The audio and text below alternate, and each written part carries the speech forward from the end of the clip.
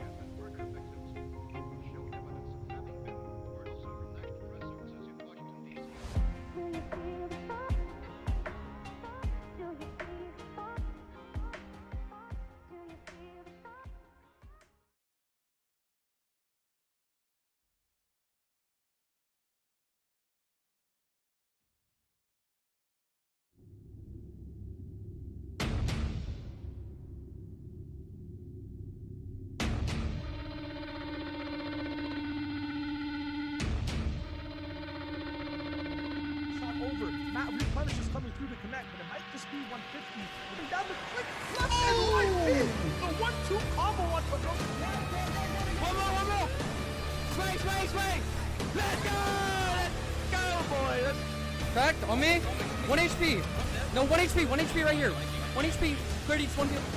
Let's go! This is what it's all about. Let's go! Yes, they're in our game. Yes, I'm in grief mode. Yeah, we'll talk to you. Good fucking shit, guys. Good fucking shit. Let's start the show.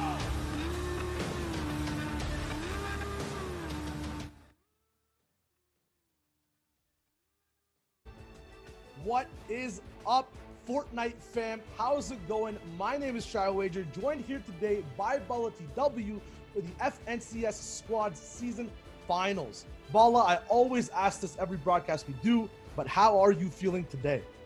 Dude, I can't be more excited for today because we've just put in so much work on this production. I can't wait to show it off for you guys. But most importantly, we just had 4 weeks of intense squads action, the first real squads action we've seen, and every single weekend has been literally insane. Every Sunday's final has been packed with drama, storylines, good plays, clutch plays. I think of, commandments and NA East and a bunch of different things. So I couldn't be more excited because now it's time for, put up or shut up. It's disqualification time. It's heats time and it's finals time. Yep, people have been prepped up the whole week. Prepped up the whole week, looking at exactly where things are with their opponents. Everyone knows who they're facing out, where everyone's drop spot is as well. So I'm hyped to see exactly how these guys match up against each other. That being said, though, multiple regions, a long 3-day broadcast. How's the schedule looking, Bala? What are we talking about over here? Yeah, so we're going to be hopping through pretty much all the 3 different regions that we're going to cover, which is EU, NA East, and NA West.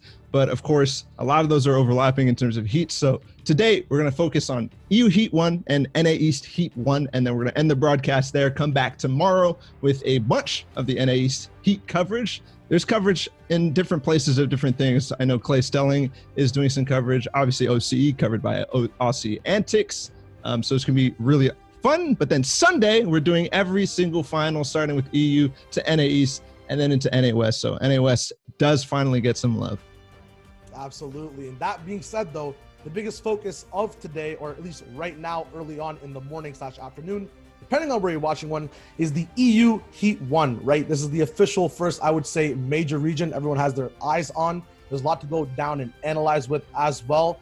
I think we have a roster list to bring up just in case to see exactly who is going to be playing in these heat or in this specific heat. What are you looking at over here? What are some big standouts for you in Europe's Heat 1? Yeah, I mean, we're going to talk about it later, but down in the bottom center of your screen right there, Kinzel, Mitro, Falconly, and CRR. Mitro is 200 and quick dead. And then right next to them, Andalex 4ZR, Nord, and DRG. And then right next to them is Airwalk, Skype, Vato, Nikov. These are three of really the most favorite teams. Obviously, Kinzo, Mitro, Falcon, and TR versus Andalex and 4ZR has been a major story. Andalex, 4ZR, Nord, they've won 2 weeks. We'll talk about that in a little bit. But yeah, this heat is stacked in terms of, the top of the top. So it's going to be really, really fun to watch. And I think these guys are so excited to just get out of the gates. I hope they don't fall over their feet. We're not going to do that either. Let's dial it back just a little bit. Go look at the format, right? It's kind of different formats coming out nowadays. DreamHack was a little bit different. Right now, though, it's that classic one. We'll refresh our eyes with exactly how you can get points. So on your screen, you can see 7th to 8th place will net you 3 points. You get 3 more if you make it that 5th place spot. Then if you get towards or 3rd to 4th place, you get 9 points total. Second nets you 12, and the Victory Royale will net you 10 points as well in total. Each elimination will also be 1 point added on. So this format is a little bit about placement at the same time that elim factor will be able to kind of hinder and boost people up depending on how they play these games. Yes. Yeah. One thing to notice, the Victory Royale says 10, that should say 15. So if you win the game just from placement points, you get 15 points, not 10. So yeah, just to reiterate that once again, the Victory Royale will be 15 points for the victory. Reading that, I was like, something's a little bit off, but we're right here, right now, going for that. So everything will look good. It's the same format. It's 3 points every single time you do get a placement. And yeah, that's basically what people have been playing. The big thing to note about finals days, though, is if we come back to our faces here after the format screen, the big thing to note about finals days when it comes to playing the format is how does it differ in terms of pressure, right? A lot of people like playing opens, they like playing semis, they play in a very W key format. At the same time, when you get to that, round 2, the end of it on the Sunday, you still have a little bit of variance. But when you're in the finals, you have the pressure. There's only 6 slots available in total. Everyone's playing the same game. The pressure differs. Yeah, absolutely. In these heats, it's kind of crazy because each individual, performance, you can qualify up to top 6, right? So everybody's going to try the entire time. There's only 25 teams in each heat. It'll be interesting because the other thing too is this is kind of what they did on Sundays. Everybody was aiming for those top 10s, right? But here, if you don't qualify, you're done. You don't get another chance. You don't get a single other chance. And then leading into Sunday, which is the finals day, the pressure is completely different too because the prizing is on the line. Let's go ahead and take a look at the EU prizing, and it's pretty big as that comes up. $300,000 for first place, the first placing squad. That is ridiculous, Shia. Yeah, second place is nothing to laugh at, though. Might be a little bit lesser than the first, but 120K being taken away by 4 individuals working hard is crazy. Down towards 3rd to 6th, we have 96,000, 72, 60, then 48. To round everything down, you'll have 36,000 for 7th, 24,000 for 8th, 19,000 for 9th. And then we have those group prize pools in case you don't have some of those top accolades. So 10th to 24th, you'll have $9.6 thousand. And at the same time, at the very end of it, if you did qualify for the heats, it looks like you will be walking away with $3,600, which is a nice accomplishment to even, get to this point, fighting throughout all these weeks. I would say the hardest competition and a very good prize pool so far in terms of format that we've had in qualifying for the finals. Yeah, for sure. And that's just, the story of everything right now. The story of these Fortnite tournaments in general is just so much is on the line. So really cool to see. Shia, I'm interested, to talk about what we're really expecting this weekend, because we have a lot of teams. We have a lot of different, ooh, look at that transition. That's actually sick. I never saw that first time. But yeah, we got a lot of different, threads. And I think the people watching, they all want to know, not only they're pushing their favorites. I want to know who, our favorites are, and also introduce the rest of the talent team that'll be joining us throughout the weekend. Yeah, so let's get right into that. We do have an entire talent broadcast. We've made talent team. We've made some announcements about it on Twitter, but this is the official kind of on-screen representation. So just running through the names here, obviously myself, Shy Wager, we have Monster D-Face, who'll be joining us for Europe as well. Sundown is here as well. We locked him down. Balti W, amazing pose on the top right. Clay Stelling, Aussie Antics, and Reflections as well. Some of the community casters who've been working so hard. Clay does a lot for all the regions. A marathon man is what I call him. Aussie Antics is the brain of OCE in a sense, and Reflections when it comes to kill race tournaments, when it comes to anything in general. He's just put his name out there and he casts in a very good way. You'll be able to see that today, tomorrow, and then Sunday as well. So stay tuned. When it comes to storylines for EU, though, we have a lot to show there as well. I'm actually just really excited just to talk about and kind of, you talked about threads. You have a lot of threads that are kind of everywhere. When they start interjecting, those threads turn into ropes. Those ropes you can grab on and then follow. And it's so nice to actually see, people who play these games in the same drop spots or in different days. There's some instances on NA East where one team doesn't fall, another team does well. When it all comes to the very top, when it's all funneled, things explode. And it's the greatest thing to see. And this weekend's where we're going to see it. Yeah, that's for sure. I do want to, we got, all the talent and we got all the people who are going to show up on the show this weekend. We got them to make some predictions. So we'll bring those up on the screen as we go through and talk about them. Shayo, I mean, we're moving up on EU Heat 1, but since we're just at Heats and since we're just starting with these are my picks right here. Zayt, Saf Commandment, and High Sky for NA East. Chat picks crew, Beehive, and Ritz, which is, I to be honest, I think since we're watching EU first, these guys are not in Heat 1, but they have shown some of the most dominant performances in week number 2, I believe it was, maybe 1, I don't remember exactly, but they had one of the most dominant performances out of any 6-game tournament ever, right? They basically doubled second place, which is ridiculous and unheard of. And same with Zayt, Saf Commandment, and High Sky. So think if all goes to plan for these guys in Heats, I think we'll see that same thing in the finals. That's the big thing though, right? Once you have these big plays happen, when you get the accolade, living up to it is a whole different level of pressure. I keep saying pressure because I think that's the main aspect of what's going on over here in these finals. So having that in the back of your head, will it boost these guys or will it hinder them, is what I'm excited to see. 100% I agree with your crew prediction for Europe. I have my own though for NA East, so we'll see exactly how that is. Very nice sunglasses there just to block off the sunlight. What is this picture taken in high school? Like, what the heck, Chad? My caster pick, though, is Team Solo Vanguard, coined by yours truly. It's Vanguard Calc, TSM Zexro, TSM Macwood, and TSM Vinny. I think a lot of people, I'm not saying forgot or kind of undermine the fact that these guys won trios in NA East, right? I understand, Zayt, you said it yourself. That's a prediction. They've done really well over time in this squad's format, but I've seen it time and time before.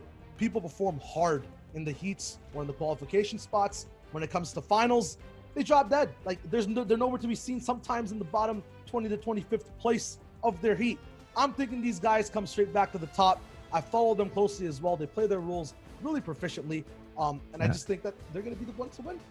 This seems like a bit of a fanboy pick for me, Shayo, because I know how hard you gushed when you got to interview young Calc on the Fortnite stream. So I think this might be a little bit of a fanboy pick here. Nah, Macwood and I also go way back. Calc and Mac, that interview was more proof. I don't know my life, but I'm a factual man, right? I play by the facts. They were previous winners. They're going to win again. It's a storyline I want to see and follow. That's what it's going to be. Cool. Well, let's talk about some EU Heat 1 storylines because we're getting ready to ramp up into those games. Of course, the games start 15 minutes after the scheduled start time for the event, which will be at 15 minutes. We'll have the favorites in this heat, Kinzel, Mitro, Falconly, and of course, CRR, who you see there as Dump Truck. One of the most dominant teams at the start. Like from the very beginning, they didn't have any ramp up time. They just were winning tournaments left and right, the War Legend things, and then moving into after they started qualifying for the finals, winning those as well. And then on the other side, Andalex, 4ZR, Nord, and DRG. This is a team that had, a quiet performance that was similar to Zayt, Saf, and High Sky, but not a lot of people were talking about them. But they are pretty much everybody's clear favorite. I don't think out of any of the talent, anybody picked Mitro's team, which is very surprising to me. I mean, when someone's so good and you know that they're going to win, sometimes you want to pick an upset so it gets a little bit more personal. I think that's what a lot of people have done. At the same time, top favorites, actually Sundown picked them, is what I'm hearing from the back. So you do have one person with a big brain and the gonads to get in, make the call, and make sure the top stays on top. At the same time, previous rivalry, Sweaty Sands, these guys did have a battle, before in the qualifying spots. One team was moved out. At the same time, we talk about drop spots in a finals format, in the finals heats. Once you have, all these people making drop spot maps, are they still going to be contesting each other? Will they have completely different spots? that's something to be seen. Yeah. Just to think about the history, it was actually Andalex contesting Kinzel's team, which led them to not even qualify for week number 1 finals and not even qualify in FNCS warmups. So that's a story definitely to follow. Where they're going to land? Are they switching it up? I know Mitro's team is going to Dirty Docks, but this is 2 teams that could win the tournament that are in the same heat. So we could see possibly, if these guys do the things that they like to do, they might not even make it to the next heat. But let's go ahead and move into another storyline that we're tracking. There are some major orgs that are having some presence in this heat. Train Hard is in here. MCES is in here. The Lestream team mixed with the Solar team is in here. So these major rosters coming from orgs are here. You guys who are fans of these teams, you can watch it. This is the heat to watch. Yep, the main thing about this as well, we're so used to looking at people mismatching when things go bad, especially in certain regions like NA East. You have one bad week, the roster just splits up. There's a completely new roster entirely. But now looking at this, when you have an orged up roster, you have to stay together, you know, get through the harsh times.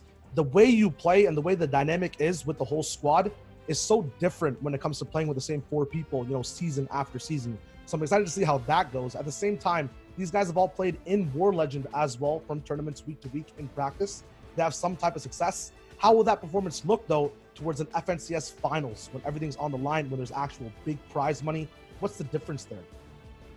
Yeah, that's for sure. And then, of course, the their World Cup performances. Some of these guys, especially in the orged up teams, performed, in World Cup and performed previous to that, but then started to fall off a little bit in trios and all the different cups going on here. But now they're back. Now they can kind of, especially in squads, how the bunch of different teams start to have that chemistry. The old heads, I guess I could call them, start to perform better when you need to, combine your efforts as a team. There's some kind of redemption arcs going on for a lot of players. Yeah, big thing as well for EU that was really a big factor in World Cup is some people did have, less than stellar performances. This is another chance for these guys to bounce back and prove to everyone, even though it might be a different format, they still have something or some fuel left in the tank to push forward with. I believe we have one last graphic to go over in terms of how everything's going to be looking over in the weekend. This is the first broadcasted heat in a sense that has, a lot of star players and has a lot of the meta defining moments happen for the first time. So right now, the questions, the one big thing I wanted to talk about, you see a little bit on the screen over here on the left and right, Storm Surge, right? How is that going to be affected in these heats? Will it start early on? Will it not be there for the first zone? How do off-spawn fights look? How are heats versus finals? Many questions. My prediction is we'll have a second zone Storm Surge. There'll be issues with some teams who aren't contesting and have those numbers up for the Storm Surge. It's going to be kind of tricky to, play around that. Yeah, and we'll see how teams are preparing. Basically, this is the first idea that we'll get both in EU, both in NA East. Obviously, there were some regions that played earlier today, like Middle East. If some of you guys are watching EMAD's viewing party, who was taking a look at those. But yeah, this is basically the first major look at a major region. So we'll get to see some of the stuff that you're talking about. We'll be able to, mix in heats versus finals and stuff like that, see what kind of loadouts, but also we'll see kind of the meta. We'll see. They'll set the tone. They'll set the flopper play clutches. They'll set the, fishing pole harpoon guns, the meta, who's carrying that stuff, the bandage bazooka stuff that goes off. So basically all that has gone into preparation throughout FNCS squads. This is it. This is where we're going to get the final squads FNCS meta. Another thing too, right? Is grenade season over? I don't think so. Maybe not. Some people who haven't adapted yet to how to play around grenades are still going to have struggles because people are still using that for Storm Surge, and Storm Surge is going to be a major factor. Yep, that's a major point as well. If you look at exactly, how these heats or finals play from game 1 to game 6, while you talk about, metas week to week to week, that's kind of developed, and now there's a certain way to play the game. If that way isn't working out for a lot of squads, game 1 versus game 6, they might go classic, right? They're not carrying grenades. Maybe it's time to start carrying them again. In game 6, we see surprises. This is the heat of surprises in a sense. This is where you can bring out all your tricks that no one else has analyzed, studied, or known about for this specific type of heat. So I'm excited to see that. We're going to be talking about drops now in terms of how this stream looks. You guys can, You've heard the announcements with the Winner Royale announcement, but if you're watching on the Practice Server channel and other limited channels as well, you can earn these items. Your Twitch account must be linked to an Epic Games account. You can link your account at the website you can see below, epicgames.com/account/connected. You'll get a nice banner as well as a spray. So stay tuned while you're enjoying your matches. Your locker will be enjoying its new additions. Heat 1, though, gonna get started. Just one more note on the drops before we hop into the Heat 1 games. It is 1:15, so those are underway. But if you're watching in any of the other rebroadcasted channels like Shy Wagers or mine, if you're expecting to get a drop, make sure you hop on over to the Practice server because that is where that is enabled. And the other ones could be enabled, could be not, but you never know. So just be sure to go over to that Practice server. Heat 1 is going to get started now, Shy, and I can't be more excited. Yeah, this is, we talked about it in that last card, kind of just maybe ran out of fuel for the hype there, but the same thing, man. It's the first major region playing its major games. Game 1 for me is sometimes even more exciting than the game 6 that happens. I'm really excited to see how this Heat breaks down. Rivalries are set up, storylines are set up. We're in game, the battle bus is fueled up and set up. Let's get right to the drop and see exactly who's going to be getting eliminated first off spawn and who wins the game. We are watching Clement's team with Kaizen, Stiko, and I believe Blake. So looks like a Misty Meadows drop to start. This is one of the teams that has been streaming. And don't forget, what we're doing for this cast is we're going to be taking a look at both streams and also using the replay mode. So if you ever see us drop into the new UI, don't forget, it is the replay mode. It will be delayed, but we want to give you guys both the live coverage, but also bigger coverage. We don't want to be missing action. Mitro's team is not streaming. So if they end up, getting contested, we're going to be trying to catch that in the replay mode. You might see us cut to that. You might see us cut to a bunch of different things. So don't be jarred. Wow. Right off the spot, Clement gets a purple pump shotgun moving in over towards one of the Orgdep team's Train H over at Frenzy Farm. Looks like an uncontested drop, and we've seen how powerful Frenzy Farm uncontested is. Yeah, it's been a big contention in multiple regions. I think the main thing about Frenzy Farm just in general is the fact that it's so central and there's so much other kind of secondary or tertiary loot available even if you do get contested or moving to if no one lands there. We have Orchard at the north. We have Risky Reels towards the east side as well, or the west side. And there's just, full mats available if you do have a proper loot path. And options, right? That's what you want the most when you're playing these heats, when you're playing against the same people game to game, the option to do as much as possible and adapt on the fly. So we see two teams uncontested already, possibly a third here. Gionza, Nukongan, Dues, and Technique down in the south. Misty Meadows for Clement and company, and then the Train H guys over at Frenzy Farm. And one of the things is for sure, you talked about it too, right?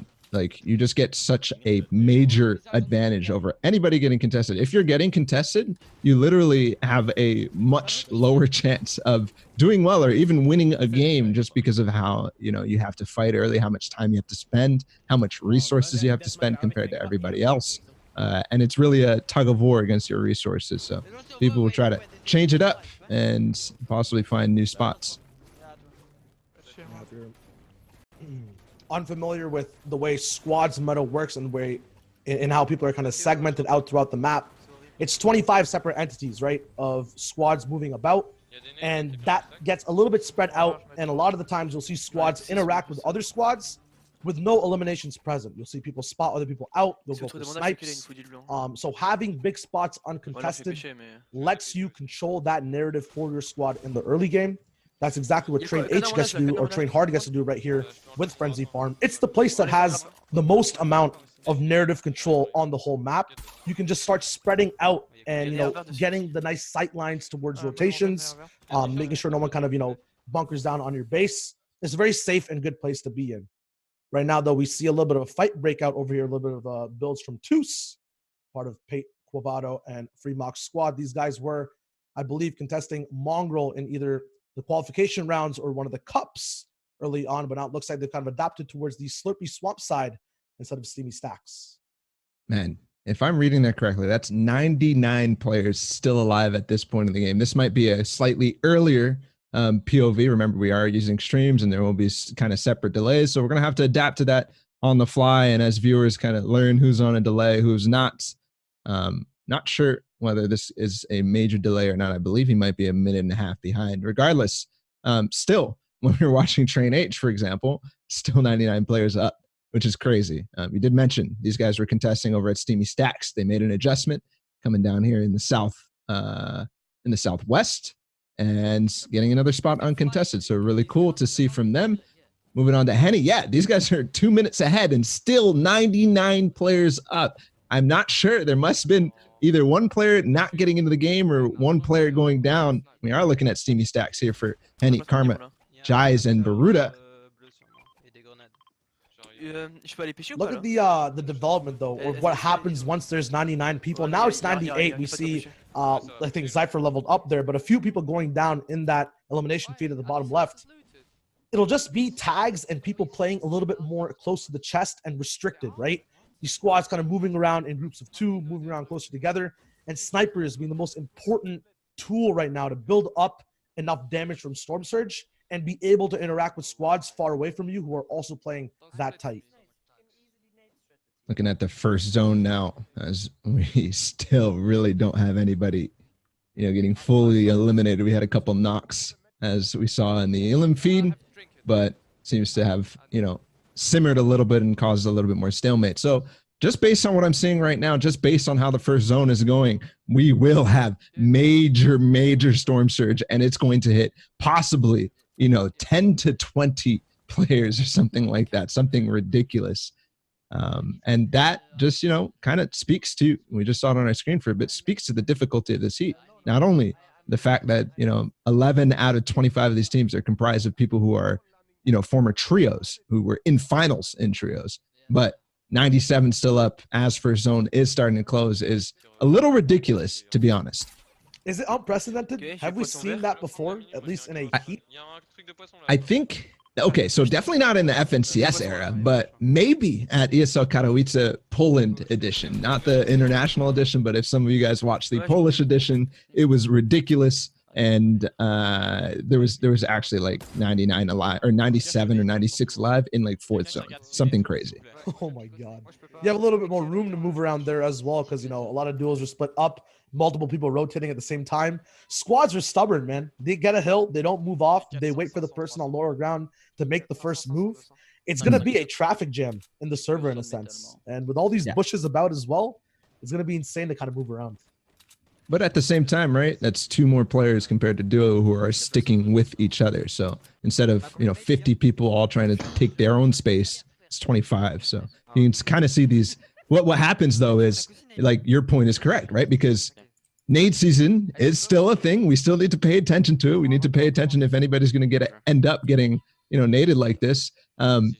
It still is a thing. And so people need to split their bases up and take more space than they would if they were, not if it was not nade season or anything else like that. 20. And that means more resources put down. Now 95 people left alive in the server. More pot shots being taken at plus 200 meters of range. This is exactly how you're going to be interacting with the major squads around you.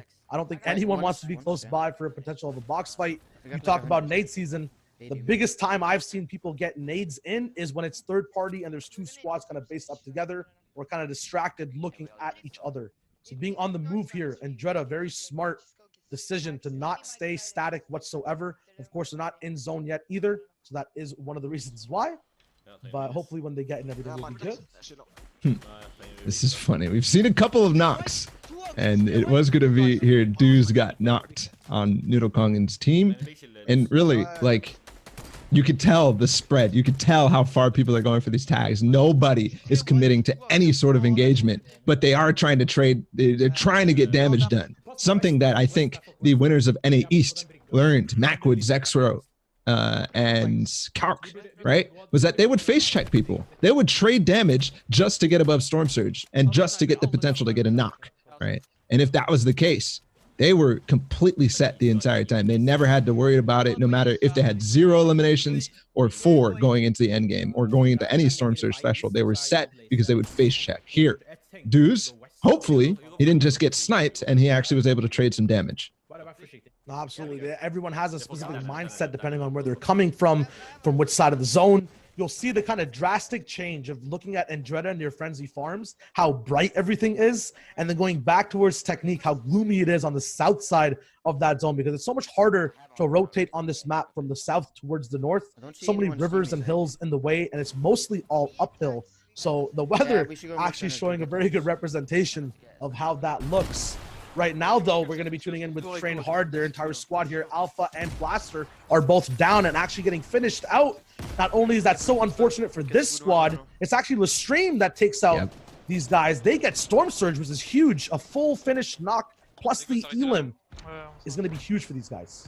And I have to say, the inventors of Nade Season, the popularization came from the Lestream guys, came from this trio now moving into squads. They were the guys who not only came up with it, not only came up with the trajectories, the math, the marking, all that stuff with the help of their coaches. They still take basically what I would say is first blood here in Heat 1 with the 2 knocks, or at least 1 knock, and a lot of damage traded. They're going to be sitting very pretty here and very happy with what just happened. Now, second zone, or first zone, is this? I think this is still slightly delayed. So first zone closing, it might have already closed in the live feeds, and we'll see how the game progresses from there. But Solary already taking pretty much what I would say the first victory of the game. Yeah, for breakfast, these guys definitely had their bread and butter, in which case, in this time, as Bala said, were the grenades. Right now, though, we talked about coming up from the south side of the map. It's all water, which means if you're trying to move forward, there's no ground for you to step on. You have to use your builds. If you're caught on zone side as well, that's just an attraction for more bullets. Still 90 people left alive, meaning everyone's looking for any opportunity to get any tags for Storm Surge.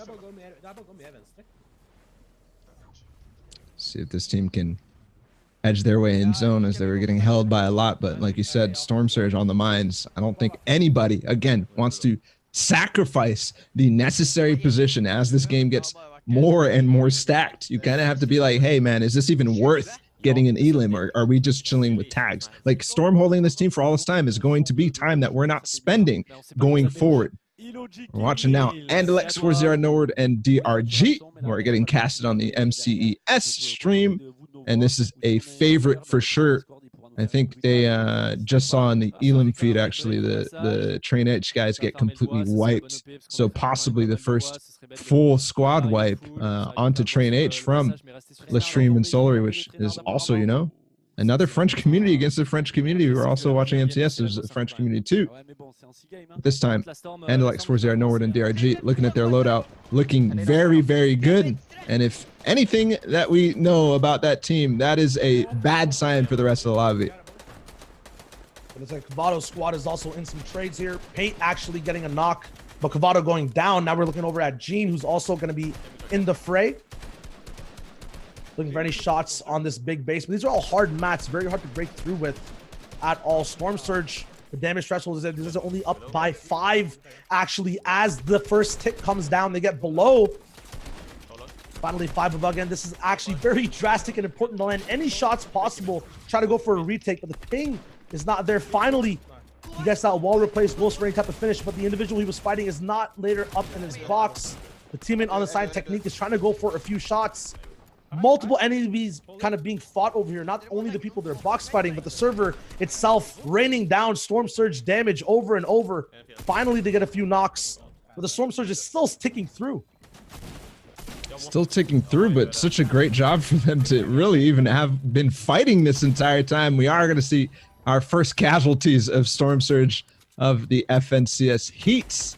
Technique now 130 above as his teammates go down, as he gets more tags, and he's all on his lonesome because of possibly, you know, some poor rotations. They might need to make some different plans, not necessarily poor rotations, but just how it all planned out in terms of the Storm Surge and their rotate out of, where were they? Misty Meadows? Was that team? Yeah. Misty Meadows rotates are very, very hard. At the same time, we get a nice overhead look at the next fight going on. We are hopping into replay mode here. This is an early game fight that must have happened over here. The first actual Elim, 99 players were in, and a full Elim on Lin. So shout outs to the replay observers getting this fight. This is amazing.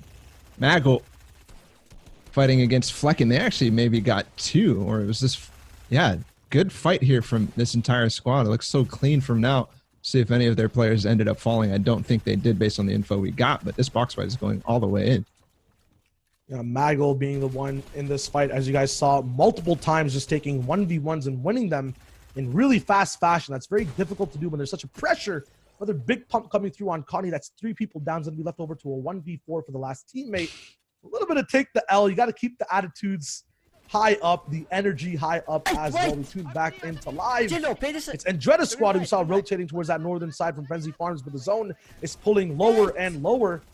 Looks like these guys are going to be up in a box fight together.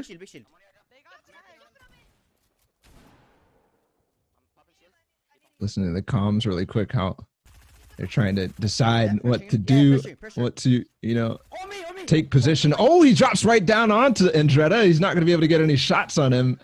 But the scare there, that was pretty much a fall scare is what I would call that.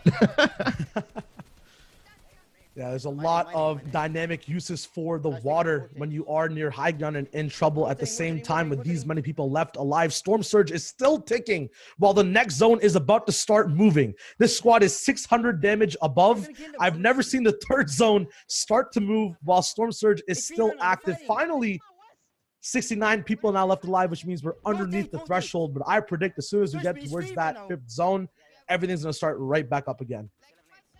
That's actually crazy how long Storm Surge just lasted, because we're watching that fight that they ended up losing, the Noodle Kong and company. They ended up losing, only one player remained. No, actually he got completely knocked out. They came down to 72 people. So remember how far away that was and how long ago that was. You have to think that that was probably the longest Storm Surge we've ever seen in second zone. And now looking at things, people after Storm Surge do make drastic moves to kind of adjust their position. More people actually getting eliminated faster than before. Now from 69 down to 65. When you are put in these weird positions, then you have to move over to the next zone. And then the next zone's, location gets revealed. So many factors kind of play in. You might miss out on a thing or two. One squad mate goes down. That happens 4 times around the map. And eventually you'll see the server kind of dwindle down. At the same time, once we are based up, nice harpoon gun usage here from Airwalks. Their whole squad actually on almost 200 HP per player with their shields are looking really healthy right now. Yeah, and this was the team that ended up getting those nade eliminations early on. This is a delayed stream that we're watching right now, so we already know the position of fourth zone. So with that, we can say they have to make a rotation, continue. Like, we're going to see it again in a second here as this POV gets switched. But there on Blake's screen, we actually see fourth zone is over northwest of Lazy Lakes. So they still have to come in slightly behind actually Blake. So there's kind of an opportunity here for this team to maybe hold the Solary guys. It seems that that's a possibility from either squad to have interactions with each other. The big thing I'm kind of noticing now in these games though is pressure is a big thing when it comes to squad versus squad. Right now, looking over at Henny, Karma, these guys go completely eliminated. The squad takes over.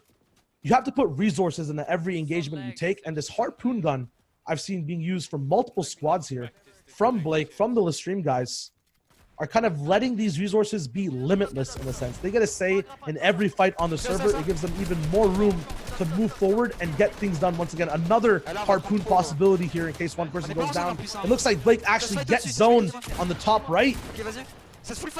And I think what that means too is that it might be the Solary team who might have height in this zone, because remember how they were moving out from this. If this team was here before they made their rotation to the fourth zone, they might have built over.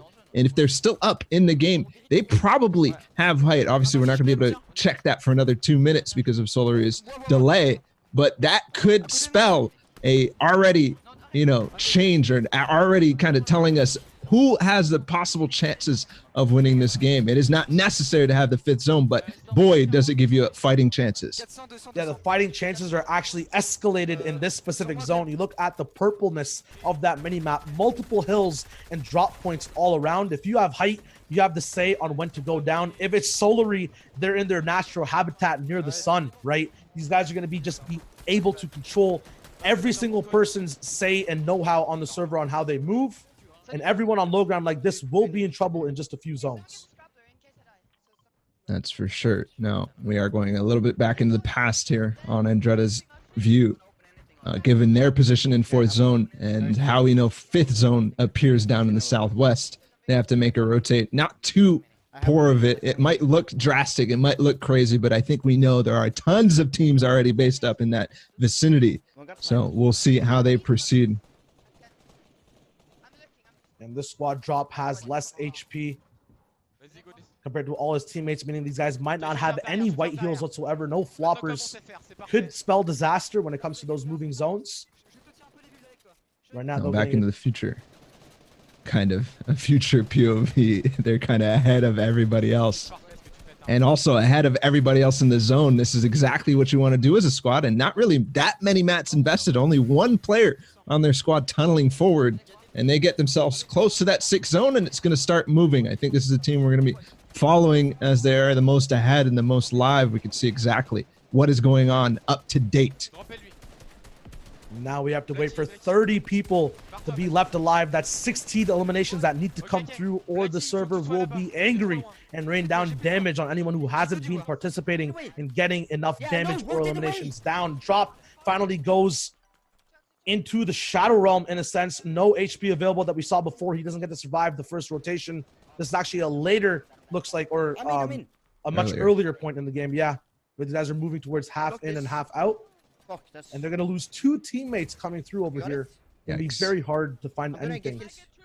I said it would be possibly easy for them, but it looks like it wasn't. Now back into the future again. Blake off, or only 3, I think actually all 4 are up. No, finally Stig goes down. Blake doing a great job kind of getting away from the players, layering away. Clement is very far behind. He's going to go down as well. Now only 2 members remaining on this team. They already have 3 elims, but with 40 players alive, probably no thresholds have come in yet as he takes major tags and has to resort to placing the trap. He falls as well. It's all up to Kaizen now.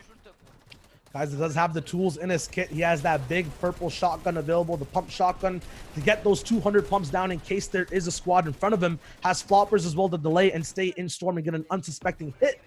We'll see if that's a possibility, though. Right now, tuning back into that first moving circle from a different mid-ground perspective.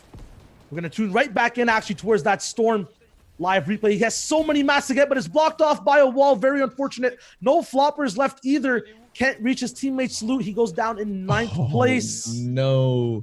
I think that was the most far ahead stream we had. So 9th place for them. They're not even going to get placement currently. We are going to obviously have POVs that are behind that we'll be able to catch in and see exactly how they play. All the stream delays will kind of sync up now. Nikov and them, they're just about 6th zone moving. We'll kind of tune in with them for a while. They did not get the high ground that we thought might be a possibility. The spam coming in with the RPG. I'm not sure. To look at his loadout real quick. See if it's possible. We saw a little bit of ahead of how this zone's going to turn out when you get to that 6th and 7th portion.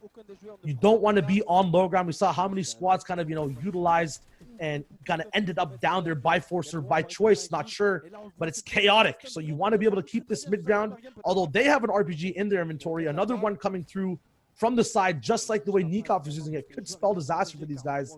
They're going to be right down on the dirt, and it's not going to be possible to keep any type of order in that situation.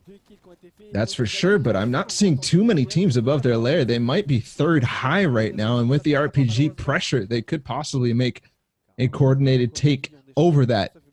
First zone, or this first end game, the zone's not being too treacherous over the mountains and such like that. We are obviously getting the stream POV switches from Solary team and also Andretta down on low ground at the same time. They look to be around the same point in the game. They lost 2 members going into half in, half out, and they're still making progress here. I believe they're starting to approach 8th place. Looking at the feed, that's somewhere I need to see if we can spot the Clements team going down. But they're not together at all. Andretta's having to play solo. So is Flick. Can they make it through? Can they make it through into the placement thresholds? That's the question right now. Can they accrue any points? They do get 2 more elims, which is definitely going to be points, but is that going to last them into 8th place there? Finally, Andretta goes down. We'll see if Flick makes it out. Yeah, back to back when they have no mats, they use each other for support. But now Andretta is finally down. Flick has to move through by himself. No floppers to get his HP up. That's not a possibility. So he has exactly everything on his plate. They actually go down right after Clement in 8th place. We tune back in with Nikov. They're going to be now moving faster in that mid ground. You mentioned they might be 3rd height. That means there's a lot of pressure coming down from height and 2nd height, as that's the only thing they can see and the closest thing to them. Everyone's still left alive. They have a lot of mats to use. They have win conditions available as well. Airwalks pushing for height. He gets 2 tags quickly. Blue shield damage coming through. No crack. Goes for the pyramids as well. Can he secure this? I do have to say those skins look very familiar to Mitro or company, possibly, and Alex & Co as well. I didn't take a good look, but they do get height. Airwax, Vato, Skype, but it's all up to Airwax and Skype. 2 members who have played together in trios, who played exceptionally well. We're just some of the best in EU, in the best in the world too. They do have height now, and they have an opportunity to win this game and close it out. They still have to drop down and figure out where the remnants of the next squad is. It's Green Sock there who ends up going down. Not going to be the Andalex squad who was all the way at the top. Not sure exactly where they ended up in this server, but now it's all about owning the entire game with half the allotted resources that every other squad might possibly have in the server. Slurpfishes are there. Floppers are there as well for the heal off. Usually it never gets to that unless you have this bounce back of builds over and over again. Finally, it's the 9th zone. 12 rockets available on Airwalk, so they can finish out the game. It's all about when they pull the trigger. That is exactly when they have to pull the trigger. Final zone is closing. Final zone is collapsing, and there's still quite a number of players up. Finally starting to clear out the low ground. Finally starting to open up a hole. Can they do this? Can they kind of face off against this squad down below? There could also be players healing off. You got to be careful with that. Finally sees 1 player down the low ground, but also taking some tags and taking some zone damage. Can they close this out right now? Skype still all the way up on high ground with Airwax. They're chilling. They still have mats to play with. They still have that Storm or Slurpfish to play with and win the game. Looks like it might be an RPG versus RPG battle as both builds are all going down. We did see 12 rockets, so the final rocket coming down. Look at the cost of this, though. The HP on Airwalks, he's down to 10. He can only take 1 more tick. Skype also taking damage. Someone actually managed to take height. Who is this mystery individual? They actually end up winning the game. Airwalks goes down, but these guys end up the victors of the first game in Europe Heat 1. What an incredible performance there for them to take high ground and to hold it and to be as patient as they were. That's going to net them 23 points with that win. A couple of elims there for them, actually 8 elims, and really patient play that was perfect. I mean, they had the possibility for heal-offs, but what ended up happening, Airwax, I don't remember exactly who went down, but somebody went down, checked out what the situation, came back up, checked out what the situation here was again. Are you still in zone? Are you healing off? As soon as the heal off starts happening, boom, he full commits, goes down, ends up getting knocked. But Airwax is still up on top, still has a flopper, still has a slurpfish. They secured the bag.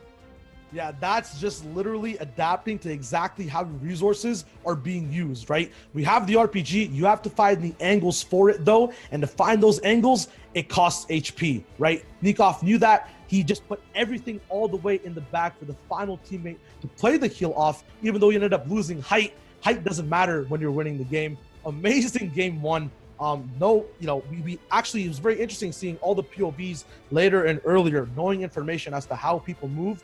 Very good kind of, mindset moving forward in terms of watching the broadcast. I'm hyped to see more of that in game 2. Other moments, though, to talk about. Andretta, the 2-man squad, getting and securing all the way 8th place from a bad position in half and half. So 8th place being that first threshold. So they're not going to be, super excited, but based on what they had, I have to say, that's one of those moments where you say, hey, I'll take it. I'll take it. I am curious to know who was the team who was facing off against Solary there. I'm guessing, just based on the skins, that it was Mitro and company or possible Andalex, but we do have the leaderboard, so we can go ahead and check that out. So we will hop over to that when we're ready. Here it is. Of course, Solary going to be on top. Probably no, actually. Wow. It's actually Maggle, MXer, the 7th, Dimsik, and Viper, who didn't win the game, but had 28 points. So I have to, they probably were, definitely got at least 2nd place, but that's only 12 points. So this team slayed out. That's at least or at least 16 elims. It has to be, right? At least 16 elims. Yeah, we were watching Airwalks and Skype kind of move around and move out at the very end of the 8th and 9th zone. Very calm for them, switching out items, reloading RPGs. While that was going down, the player number was dropping, and it looks like Maggle, his squad, was the one to be the factor for that. These guys got so many elims. If I could hear the exact number, you said it was 16 just 16, by doing the math. Yeah, at least 16. Yeah, that is huge on like in terms of momentum as well going into game 2 and performance in game 1. We talked about where was Andalex though, where was 4ZR, where was Norward, where was DRG. These guys came in third. Looks like they might have had a battle that they lost ultimately near the end of the game. But that being said, they had a lot of elims themselves as well. Yeah, that they did. So really what we're seeing is the 3 teams that we pointed out at the beginning, you know, they're up there. They're qualifying for tomorrow based on game number 1. But really a surprise out of this, out of first place here, it was the team who was contested too. You have to remember, the one shot we got in replay mode was Maggle, MXer, Dimsik, and Viper actually fighting off spawn, which is crazy to think about too, and possibly, you know, hinting towards what they were doing. They might have been, you know, having some fun throughout the game. One big thing to notice as well in the mid game, we tuned in with Snap, Miro. These guys were landing long range sniper eliminations and finishes to not, I believe, Andretta's squad, but I think it was Geen's squad who was going for a mid game fight. That momentum pushed them up to have enough loot and pressure, kind of relief from them to get a 6th place spot. Right now, they are qualifying if they keep it up. At the same time, we talked about, was it enough for Andretta's squad to do what they did, right? Was it, you know, that much of a hindrance to just come 8th, not have all squads up or all members up to have more placement points? They're still in 7th place. Major amount of eliminations to be able to survive all the way to that point. They now have a nice stepping stone to still take that 1st place spot. And I do want to shout out in chat, Oli TMB says France on top. And I have to say, yes, for sure, France on top. Airwax, Skype, Vato, Nikafel. I don't know if all of them are French, but they are French speaking, and the French speaking community continues to show why they are probably the strongest in Europe. Andalex, 4ZR, Nowhere, DRG, also a French speaking team and French from the French community. So huge shout outs to them. They continue to show that they are here to play. Yeah, very cool game 1 strats that we saw just breaking down over there. I think it's been a while since we've seen like a 9th zone full closed game. I think maybe it's just watching the cups or just the quals. The, you know, stakes might not be as high, so people kind of play a little bit more looser, and we see the game end with an RPG in 8th zone. These guys, EMXR, Maggle, blocked like 10 RPGs over the span of 30 seconds. Yep. And almost clutched up towards the very end. It was a 20 HP difference. That's a crazy kind of moment to live up to for game 2 and all these squads in the end game. Yeah, I just, when you brought it up, the RPG spam coming up, and we definitely have confirmation that they were second based on the fact that they did have 16 elims. So based on the points, they had to have gotten second. They were that team. They were the team getting rocket spam by Solary. We are into game 2, so we're going to hop into that. But I have to say, I'm very surprised by the results of game 1. Now we're watching game number 2, and it's underway. Yeah, we talked about this in the pre-show, right? It's kind of setting the stage. This is the first time you get to see how a major region works. Game 1 will be the one with the most surprises and be the one where you have to adapt the most to on the fly. Now game 2, people kind of know exactly, you know, how off-spawn battle works, how exactly the player count kind of dwindles on here and there. If you're not contested off spawn, if you don't have enough tags, the Storm Surge will affect your game. So we can see the results of that immediately. 91 people left alive straight off the bus rip, which means maybe some people adjusted where they dropped so they can have maybe a little bit of damage or a better loot path.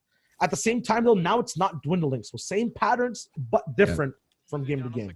Yeah, I can't imagine that this fast there would be that many people who went down. I think this might be one of the unfortunate circumstances that they may have crashed or something like that, at least a good portion of them, because that is a lot. There's the standings again. We're going to bring that up periodically throughout the game so we can refresh ourselves on which teams are important to watch, which teams did make an impact. We have top 6. Of course, those are the teams that qualify now. We're watching TUS. Of course, this is slightly delayed. Remember, we have a bunch of different stream POVs and a bunch of different people who have different settings and so on. So it actually has been working out. I've been enjoying, you know, kind of going back in time, going forward in time, and seeing like the different things and talking about the possibilities that can arise from basically having these different delays. I love it. Yeah, you get context for the chaos that's about to ensue, and you get to see like the ending of a book from a different character's perspective. That's really cool to see from these guys, especially when it's a fan favorite squad. You know exactly how they play. They have patterns of aggression, and they prefer mid ground, high ground, low ground. Right now, though, in Dreda's squad, the goal is to keep all 4 members alive. I believe that will be their win condition. On the right side as well, you can see that little card. Mago goes big, 16 elims game 1, a personal record for most elims in the game for all of FCS squads.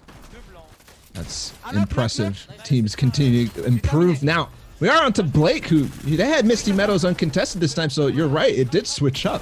It did change because Misty Meadows now is fighting Blake in a box fight. Clements up above. Nice tag there, quick edits. He's going to take him out, and he's going to continue going for it. He gets the wall, too, and the pinch comes in. Beautiful execution from this team. That's what you want to see in an early game fight.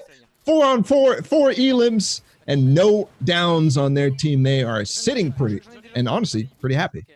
Yeah, this is exactly how you need to play if you want to be able to survive and thrive in these heats. There's got to be no mistakes happening. If you're trading damage, it better be below, you know, your shield amount that you have available. Right now, New G took a little bit too much. He has to wait, or Kizna took a little bit too much. He has to wait to get a little bit more shields here and there. At the same time, now they finally have Misty Meadows uncontested fully, or kind of cleared out. They can kind of move around in peace unless someone from Lazy Lake has something to say about their rotations. They're going to be going for an early rotate, though, leaving completely all these fishing spots and Misty behind. Well, Train H had probably a pretty disappointing performance because they were, you know, the recipient of the only nade season we saw in game number 1.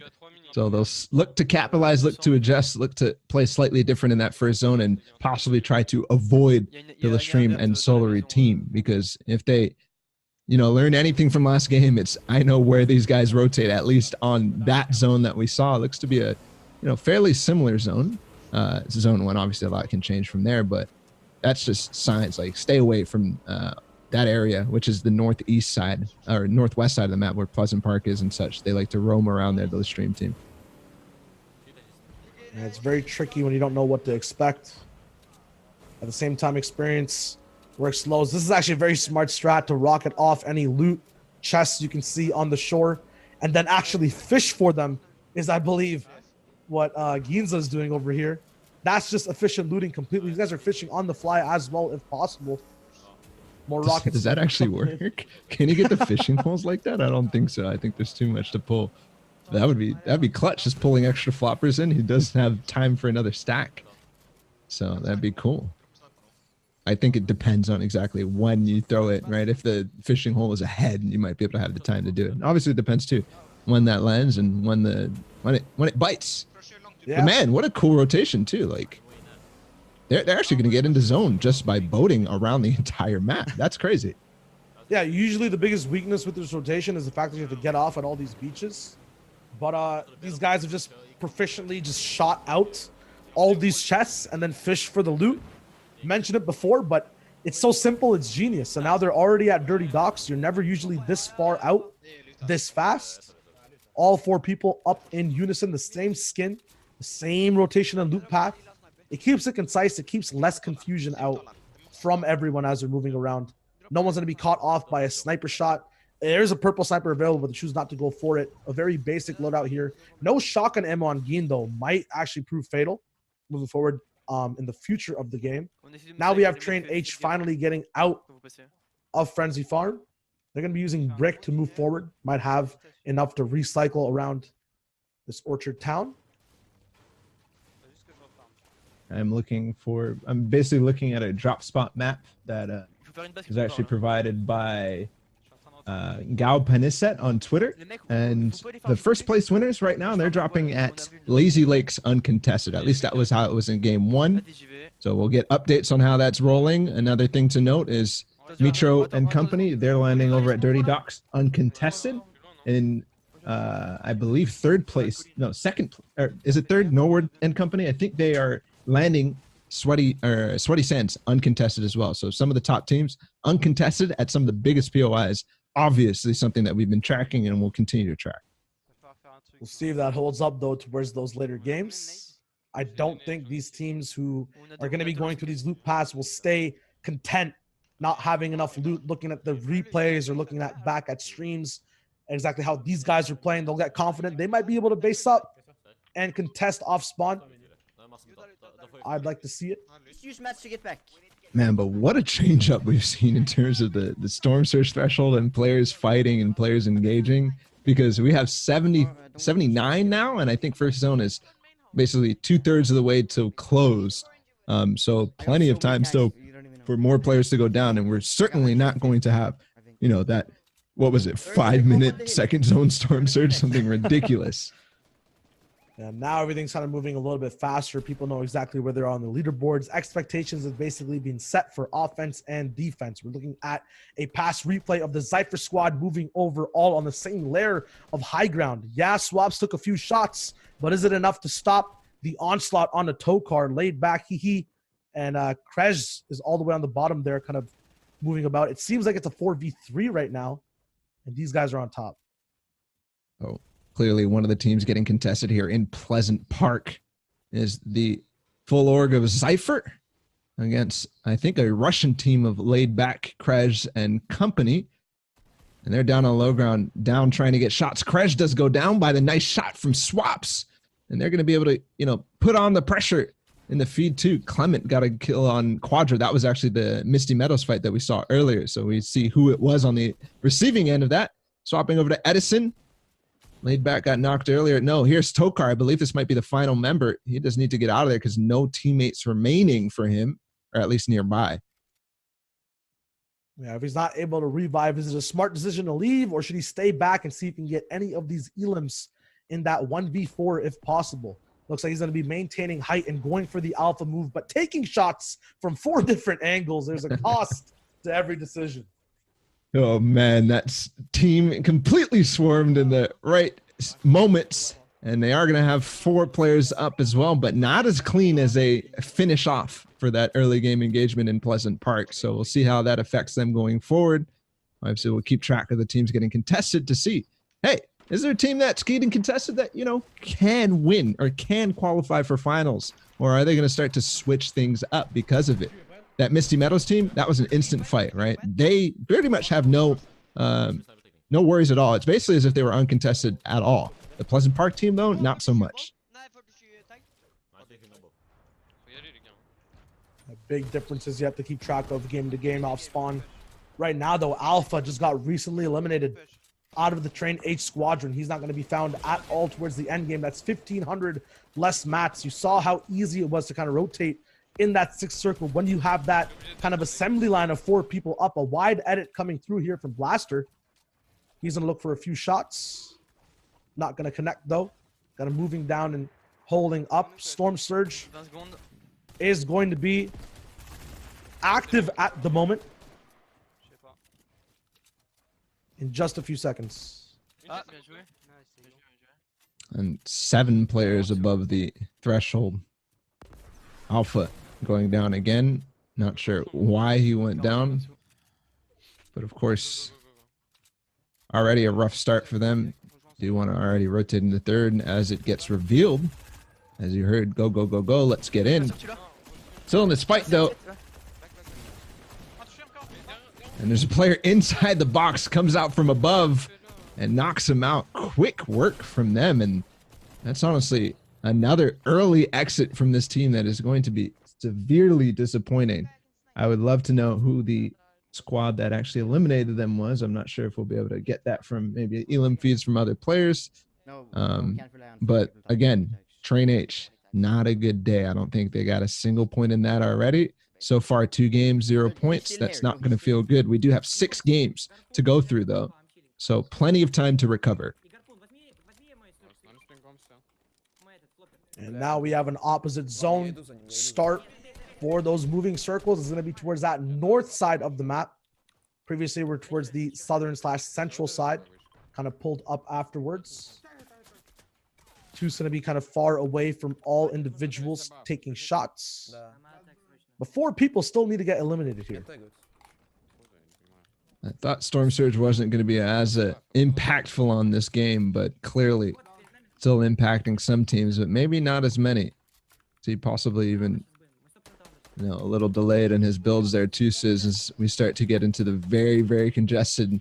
That's why Storm Surge exists, to kind of try to thin out the lobbies in the first place. Get a little bit of a speed ahead into the future with Gyanza's stream.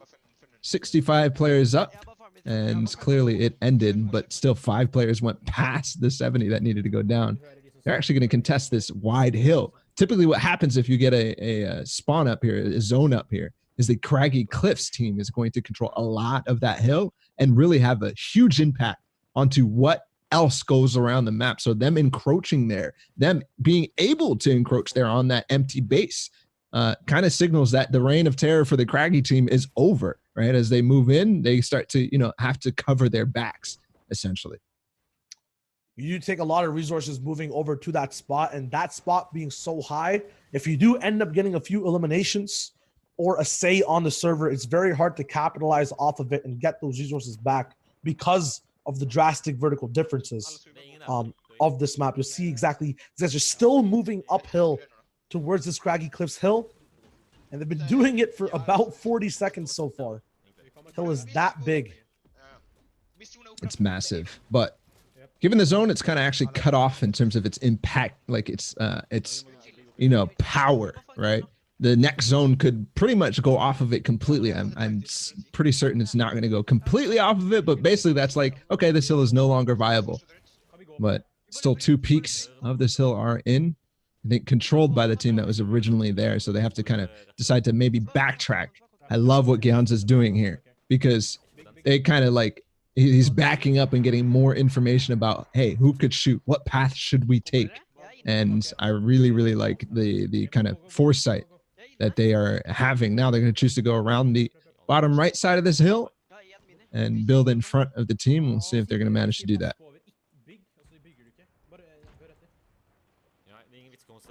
No shots really being taken, and only one person's mats being used. Very smart rotation, but at the same time, this is what you see in high-level stacked lobbies. A lot of teams will be kind of taken or are going to be choosing to take side zone positions. Not going to be that central when they're moving zone to zone, unless you get zone from where you're sitting in. Going to be tuning in with those game 1 winners, though, not the leaderboard toppers. Nika, Vato, Airwalks, and Skype. We got to see the developments kind of from the 5th to the end circle of how they kind of control zone to zone movement. But now we are in the 3rd circle. We'll see exactly how these guys play out from mid game and move forward. The choice, though, we saw it in game 1, the 6 nades in Nikov's inventory. I guarantee there's 6 more in one of these other individuals in the squad. And the sniper is there as well. So staying back, staying safe, and going for points more so than resource allocations or resource refreshments. And Alex as well. We have POV of these guys moving forward on the left side of Craggy Cliffs. They've actually taken the lead based on some of these early elims. Actually, I think they were already in the lead.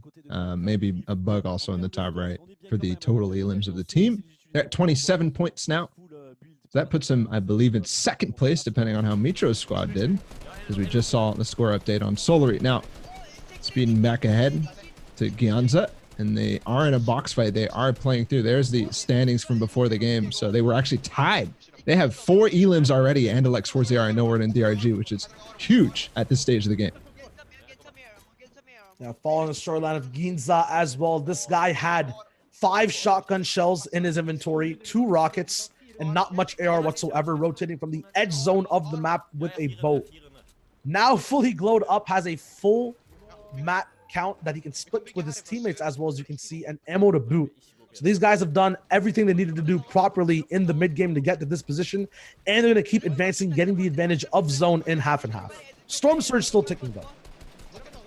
It will start ticking as this zone starts to close, which is crucial. No, it's not actually going to tick because 50 players went down. No, sorry, you're right. It was ticking. Player got eliminated from Storm Surge. So rough day for anybody who's not getting the damage and not getting the tags. I have to say, this team in a great position solely because of how they moved in that 4th zone, solely because of how they played around the Craggy Cliffs Mountain, the treacherous one, kind of checking to see, hey, is this possible? How can we move around this? The amount of time they got to play, the amount of time they spent on edge map leads them into this spot right here, right now, which is a huge base in 5th zone. Speaking of zone, Solary and company, they were more south and centered in that 5th. It's going to move. They have to kind of go across the zone, so that's going to be rough. Yeah, this team doesn't want to be in a position like that either. They're going to be putting down pressure on fully built metal walls with 4 ARs at the same time, making sure people know exactly who not to mess with around them and keeping tabs on exactly how many people there are in tarps near them, what their skins look like potentially, and what weapons they're holding in hand while they play defense on the AR spray. Zone is ticking, though, in terms of when the next one will appear. A little bit further back on Nikov's stream, we'll see them actually from the south part of the zone moving towards central 4th zone.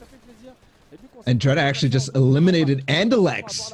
So maybe we could swap over to Andalex's POV from the MCS guys, because maybe we'll be able to catch that in kind of the delay that they have. That would be interesting for sure. And being that they're, you know, in 2nd place, here's Andretta. They are in half and half, so maybe Andalex was trying to rotate in. I think Andalex was close by, though, so I don't believe they had anything. But high ground now for Andretta and company.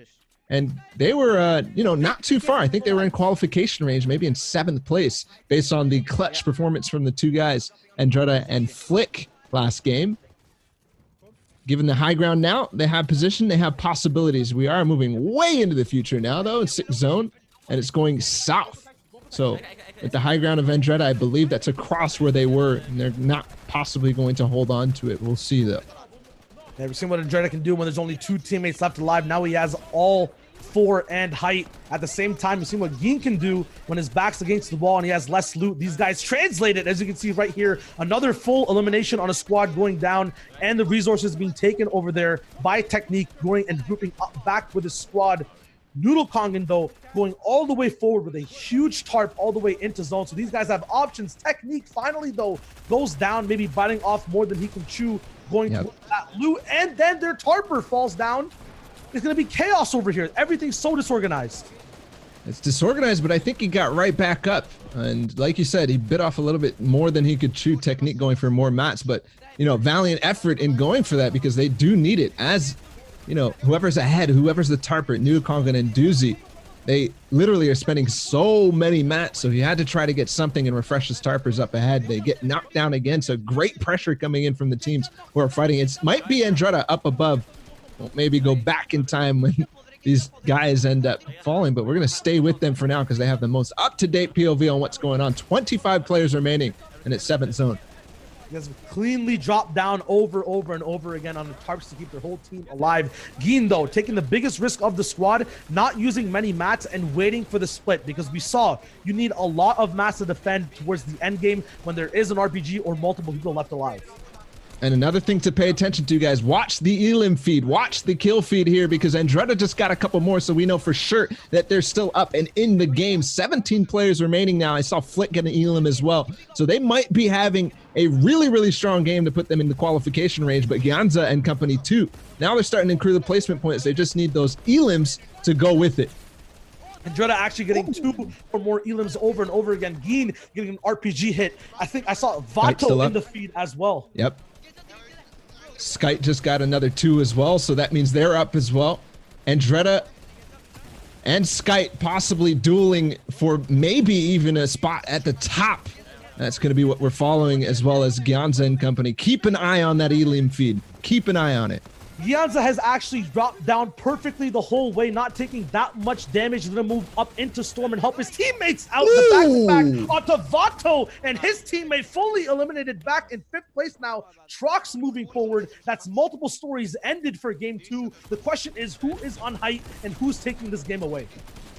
Yeah, that's the question. We'll definitely have the POV from Trox, so we probably have full stream coverage here, and we'll probably stick with it. Of course, we are seeing who got the victory royale. I believe that's Trox, but given the fact that we have his stream, we might even be able to see. Yes, here we are.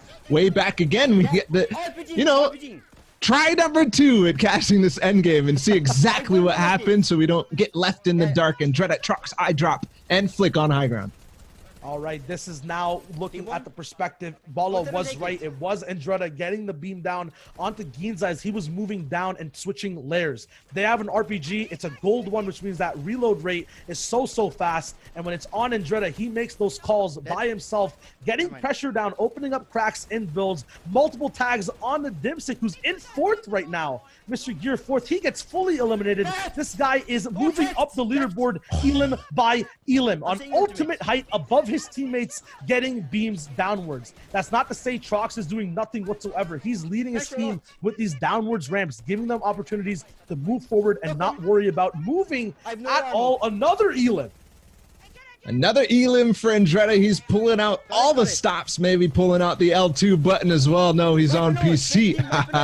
Regardless, Andretta really slaying out here with the rest of his team. Trox going down on low ground 2. They take out Marcus C from Atlantis 2.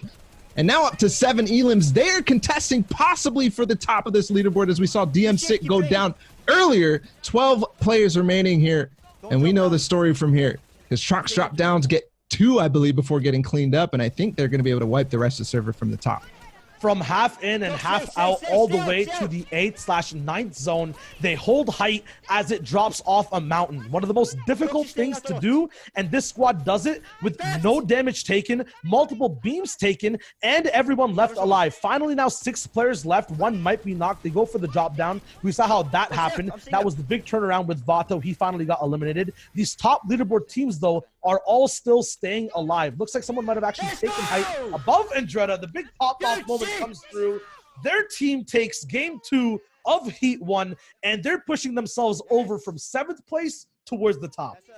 Yeah, definitely towards the top. Of course, we had 27 points for the team in first, and they were in that end game. So given that fact, we must for sure think that, you know, they're probably still in first. But hey, if I'm Andretta, I said, hey, I'll take game number 1 with their 8th place performance, and I believe only 2 elims, taking 10 points here, getting 23 points in 1 game. Very similar, actually, what Skype, Vato, and company got. Don't forget who was in those end games. Andalex went down early to Andretta. So that was a huge pickup, and it was a full elim. That might have been the rest of the squad. We don't know, obviously, but we have to pay attention to as the leaderboards get updated. Yeah, we see these squad dynamics over and over again. You saw it with Geen there. You have someone with the reserve for that 8th and 9th zone. If that was Gear near the very end who went down with the slew of mats for his team, spells complete disaster for Andalex, right? At the same time, did it survive a little bit longer towards the end of the game? My question is, how was Vato staying alive on low ground, you know, in an alien place these guys are not used to, the chaos? Usually everything's organized, they pull forward. They still survive the whole way through and fight in zone? Yeah.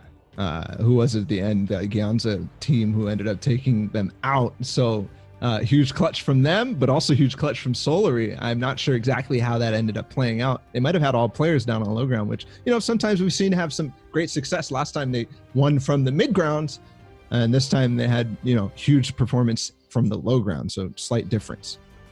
Yeah, but at the same time, the differences and similarities, game 1 to game 2, Storm Surge is kind of being the symphony orchestra master. I forget what the actual role, the conductor of the orchestra for everyone in this game, man. Even all the way to the 5th circle, like, people are still getting affected. And if you're not doing the damage, you'll be seeing, you know, 4 AR man sprays coming through. It's chaos in a sense. You don't get to play the way you want to play unless you have a plan. But probably affecting teams at the lower end of the leaderboard for sure, because well, we do have those leaderboards, so we'll take a look. Probably affecting those at the lower end, not the teams at the top, because they're getting the elims and the damage done. Here's the leaderboard, and we'll see who's at first. That didn't quite work. Here it is. It's still Maggle, MXer, Dimsik, and Viper with 43 points. Given that they had 27, this is another insane game for not getting the win. What a performance there for them today. Yeah, the big thing, I would say, hey, you know, not having a win, tiebreaker might be a problem. You don't need to break ties if you're taking lives in a sense, over and over again. They got 3rd place with 6 elims, which might not seem like a huge amount of elim potential, but the fact that they had 1 teammate go down when the moving zones first started and still push through the whole way with these top teams raining down from height, that is huge. Yeah, Very huge. So looking down the leaderboard at Andalex, who's another story we're following, they're now in 5th. So already starting to get in danger of not qualifying, but hey, we still have 4 games to go. 29 points, which, you know, was that's 6 points from where they were, but I have to say probably not exactly what they want. They fell early on, probably in that 5th zone is what we saw. So only those Elam points, that's not what I want to see for them.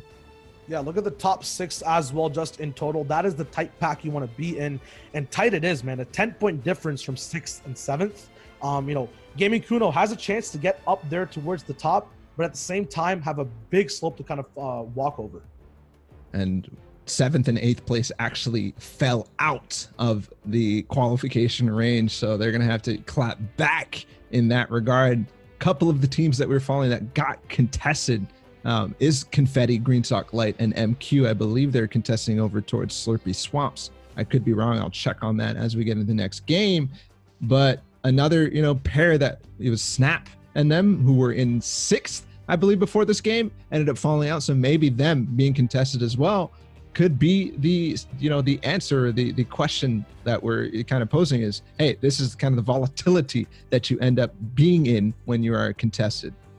Yeah, you have to be, you know, in your element in a sense, but be able to adapt and accept things that happen in front of you. I know Miro's part of Snap's squad, and he's very good at exploiting things when everything's going his way. If he's in a box fight on low ground, usually the one who wins out if he's following his team's tarp.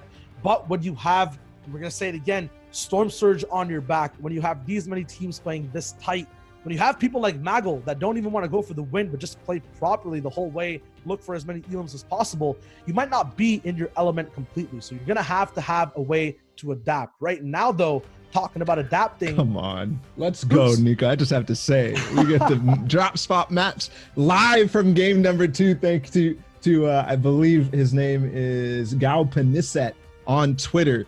Go check him out. He's providing this on Twitter. We're just pulling it up on stream. Thanks to him. It's the watermark down to the bottom. Take a look at this, Shao. Tell me what you see.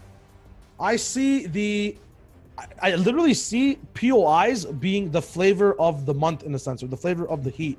The top left islands that are so contested in so many other regions, the middle of the map, the big geyser, the rotation point that people want early control of is not something to fight for, apparently, in Europe Heat 1 completely, which is cool. At the same time, I see organized violence in a sense, with all these POIs being split straight down the middle and fights kind of being taken. We saw that all the time, you know, one person going down, 2 people going down. It's kind of insane. Big thing to also note is that everyone's kind of making it off spawn in these games. Yeah, there's basically only 3 different spots that are getting contested at all.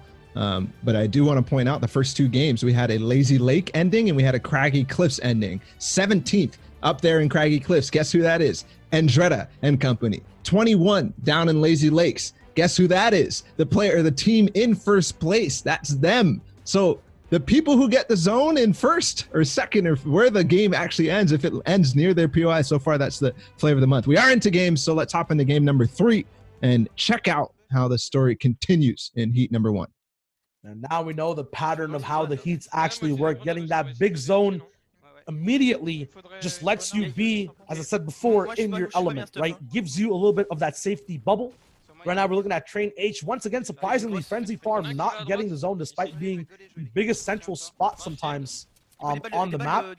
Looks like these guys are being directly contested on the southern portion of the farm. Not much loot to actually get over there, so I'm curious to see exactly who this team is and why they made the decision. Only about 4 or 5 chests, but it's a big surprise on the Blaster, who gets blasted by a tac surprise shotgun in the garage.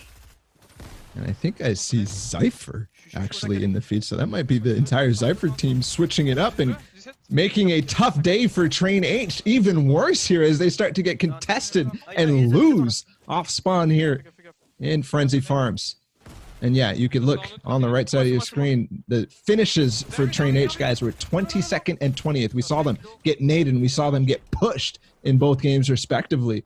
So here now getting contested, that's got to spell pretty much disaster for this team. The vibes are low is what I'd say as this fight continues. They do have 1 Elim on it and it could be a 3v3. So, but the pinch coming in against Seth, and that's rough for them. But another one, a counter pinch, they end up recovering, and all 3 players facing down 1 wall in between them. Can they finish this off? Yep, Train H ordered a vibe doctor to make sure everything looked good, and now they're going to be going back straight with the offensive into this Frenzy Farm garage, which I would never expect to have such a major fight in this specific small location within the POI. They are close to zone, so the fight's not taking too much time, but at the same time, they're not finishing out the advantage they already have. You got to stay careful when you don't have extra minis, extra health to kind of get back in. Everyone box fights a lot now. It's the best way to practice, and these guys know exactly the win condition to win this fight. Maybe a bit of a disengage too, a possibility here. Definitely something that I think is in the cards for this team. If I'm Ben, hey, I think that's what I want to do. I want to play towards that end game. I want to maximize my potential and not take any more risks. But they probably do have what, 2 solos laying around. But a big thing to note, Jao, is did they claim the reboot? I think they did. I can't tell based on the quality of that stream. They might have gotten the reboot card. So if they clean up, if they spend the time effectively, they might be able to get all their teammates back up, which would be huge. They didn't manage to do that in either game 1 or game 2. I think Zypher might be doing the same thing though. So with the absence of POIs and a lot of just normal locations on the map, it's very hard to actually get people up because there's going to be less reboot fans. At the same time, though, we look back at exactly where Nikov was dropping. They have a little bit of a widespread spawn next to Frenzy Farm. Is going to be going for Risky and the Central Island, as they're almost all the way topped off on loot and HP. And they're going to have a say of who actually escapes Frenzy Farm. They're going to be facing off against the top dogs if these guys want to take a mid-game engagement. So Nikov and company doing a large split with Center Island and Risky Reels, which definitely has been something that from the start of everything. Oh, actually, no, sorry, that's earlier on. So I forgot that this is delayed. So the Risky Reels and Center split, and possibly even switching up and getting the bridge up north too, something that Saf Commandment, High Sky, and NA East have been doing, is very important. But given the actual contestation of that in all the different heats, it might spell this trouble for them later on. Here, getting contested in Heat 1 maybe doesn't mean that much for the finals. We'll see how that plays out on Sunday. Obviously, they are en route to qualify, but plenty could change from here. And then now Train H going for the reboot van, and they could get it. Train H has their own version of the European Defend the Farm. Looking at, despite finishing 9th, we'll see the card over here and missing out on placement points. Kinzel finished with 14 elims, the most in game 2. And that's a pattern we're kind of seeing in Europe right now, which is the people who are winning might not be getting the most elims. And overall in the leaderboard, they're getting trumped out by people who are actually getting more elims overall and placing 2nd, 3rd, 4th, 5th, and 8th. Placement is a big thing, but could the meta kind of be shifting in these Heat Squad games to finding out exactly where you can get aggressive? And that's how you saw them, push their way up the leaderboard. And is kind of classic Mitro, Falcon Lyciar, and Kinzel. It's literally just high elim games, and most of the time they end up cleaning up with the victory royales too. But so far today, not yet. But hey, time is still ticking. We still got more games to play, and they're showing up so far for sure. That style of gameplay as well is just so easy to follow when you're playing with a squad and getting pressured. If you just play from eliminating one squad completely to another, you don't really have to worry about building your own paths for the zone. You get to just invade base after base after base and stay safe. It's just very hard to get rolling and need to be hitting all your shots. On the other side of things though, the way Ginza plays, playing on the edge map portion, getting your own lair, dropping that lair multiple times over and over again, and being careful on your map management. Two completely different types of playstyles that we both saw kind of clash towards that end game. Granted, these guys did live and have their pop-off moments. In the 9th zone, Mitro stays active from the 6th all the way to the end.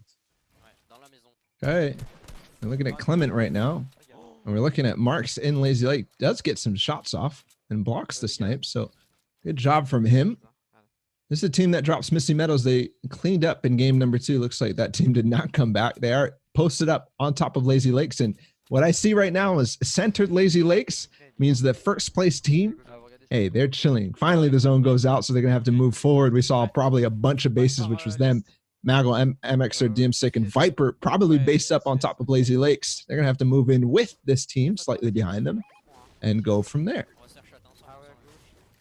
It's calm before the storm right now as everyone kind of adjusts the way they're moving around.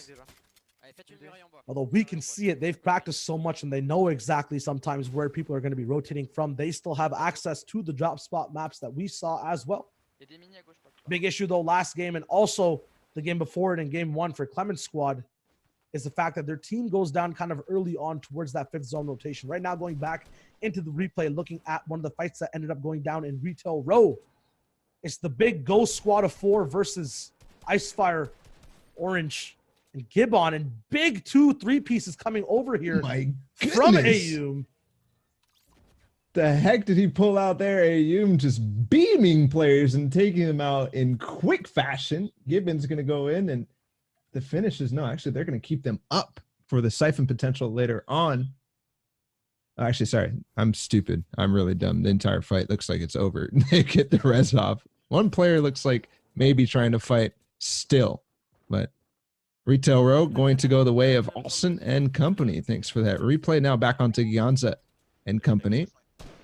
They have good position here, quickly moving onto the hills. Nice tags there. Getting excited about it too, possibly signaling Technique's going to push forward. Remember, Technique got a little bit greedy in that game, so we'll have to see if that continues. That was the mistake that they made. Technique went down early. They still made it all the way towards the end, but I have to say the potential for more than 9 points in that game would have been much, much greater. A team that made it pretty much to the last zone, only 9 points. It's not what you need. They're getting, you know, closer to the threshold to qualify, but not there yet. And sometimes slow and steady does win the race. I think I just saw in the feed DMSick take out Falconly, maybe. Don't quote me on that. They definitely got a pair of eliminations, DM16, as they move probably out of Lazy Lakes. But if that was on Falconly, that could spell the, well, no, obviously not disaster. They're in 3rd place right now. They're chilling, but could say, hey, I'm the best in this server. Hey, I'm going to fight this squad straight up. I'm going to get some eliminations and make your chances of overtaking me much worse. But Falconly being down, you know, might spell, like, one player being out, might spell disaster for everybody else in the lobby, but not for that team, for sure. No, they know exactly how to move around, regardless of if there's 4 people up or even 1 person up clutching.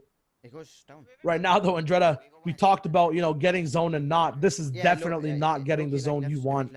All the way towards the south side, spawning over at, or dropping off spawn at Craggy Cliffs. Makes it such a big and long rotation all the way to the bottom. Looking at the overall schedule for the weekend, right now we're covering Heat 1 for Europe. After that, towards 6 p.m., we'll have another pre-show that'll set up NA East Heat 1. That's going to be the coverage for the day. And then after that, tomorrow, NA East will have complete coverage for all the heats available. If you do want to see European coverage or other regions, there are a slew of other channels available on Twitch. You can go and shout out. There's one Clay Stelling, who's going to be looking at a lot of the other regions. We'll also be casting Heat 2, 3, and 4. We do have Solar Stream. We'll be covering EU as well. After that, for Sunday, the plan is to get the major region finals. We have EU, NA East, and I'm not sure if it's on the card or not, but I believe NA West as well towards the very end. Oh, what a shot there from Cavado onto Miro. We're getting a awesome replay here. Great job there. They get the finish too in Slurpy Swamp. So that fight that continues to happen. Actually, Toos's squad, Cavado, Fremont, and Toos with Patek, they actually end up, you know, pushing into Slurpy, which is not what was in the cards from the start, but getting the nice snipe there from range is huge. Great job there to catch that. Now we're moving back in with the action above Misty Meadows. It's Nuji, Clement, Stig, and I think Blake. They're still in a fight here. Remember, they wiped Pleasant early. They moved up to Lazy Lake, and now they're, no, it's not Pleasant, Misty. And they moved up and back down. Back in their home turf. Box fights blowing up everywhere around them. Yeah, 4-0 goes down in the meantime. 4-0 going down might, if there is, you know, we are near Misty. There are still a few reboot bans available. If they can get him back up, that's huge. But these guys did play with a man down as well in the last game, so it doesn't mean everything's over yet. Big thing about Clement's squad, though. Multiple times we've seen them in this scenario where they go for an aggressive pick or a favorable pick on someone else, but run out of actual time or priorities on how to move and where to go. Right now, though, they kind of get on top of that, finally moving into zone, not staying over too much in their old build for that big fight that we just saw. Train H, though, finally got that reboot off on Blaster that we were kind of wondering about early on in the game. They do have floppers kind of littered around on the edges of this lake near Misty and Lazy. They'll be able to get their HP back up. And since they're rotating so late while everyone's kind of moved around, they have such free movement to go forward with and old builds to take cover with as well. Don't forget, guys, use the hashtag FNCS Finals anywhere, especially on Twitter. We'll be keeping an eye out and possibly, you know, putting some tweets up on screen throughout the day. So use that hashtag if you want to spread some information. I did see something on Twitter recently, actually, where the M6 team actually only has 2 players in the game right now. So we saw the base up in Lazy Lake. See if they can, you know, the unfortunate circumstances that it is what it is in these online tournaments. But the M6 team, a duo, if they can perform here, I think we'll safely say that they stole the show here on Heat number 1. That's for sure. And Dreda almost did it. There might be a little bit of a paving path for these guys to do it as well. Looking in the feed now, Skype taking out Flick, which is some payback from game number 2 for saying, hey, you guys won game 1, I won game 2, and I'm gonna, you know, try to win again after you win. So some payback there for taking their thunder, just like you said, Andretta winning game number 2. Train H. All right, right outside of Misty Meadows on the south side of it. The zone continues to go away. Hopefully they have an impact frag. I think that's 6 elims for them. So things are looking up. Yeah, things are definitely cooking in the pot. A lot of recipes, though, missing a few ingredients. I think that's 3 different top-level squads in the leaderboards who are 1 man down. So this end game might be a little bit more fragile for a lot of people than the other ones. Having 1,500 less mats, having 2 less eyes, 5 less inventory slots. Going to be difficult for a few people to move forward. Looking at Andalex now, I said 3. It's 2 people down, and ERG has no HP available. And nothing to fish either right now. No rods on either person. No flopper potential. That's tough for this team for sure. But hey, they're at the top of the leaderboard with the team in first. So hey, they're playing as a duo. This team playing as a duo too. Maybe not in the circumstances that I mean, this team playing in more favorable circumstances. They already have 6 elims, and of course they played the start of the game.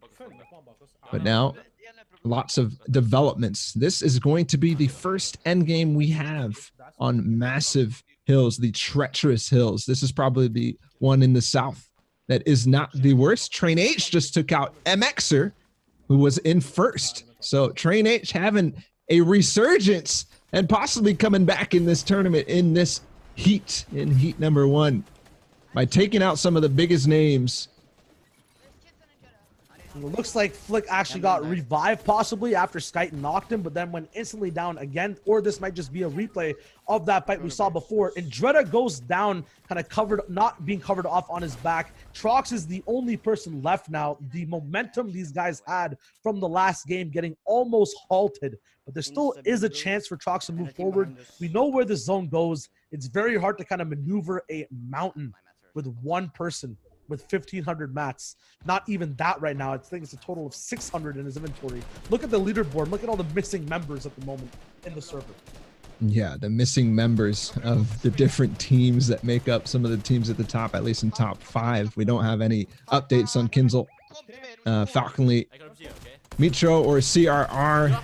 But, oh, what a rocket there from Gyanza. That's not only huge Storm Surge tags, but the possibility of getting some knocks. They didn't get any with that, but all the shield gone from that team ahead of them.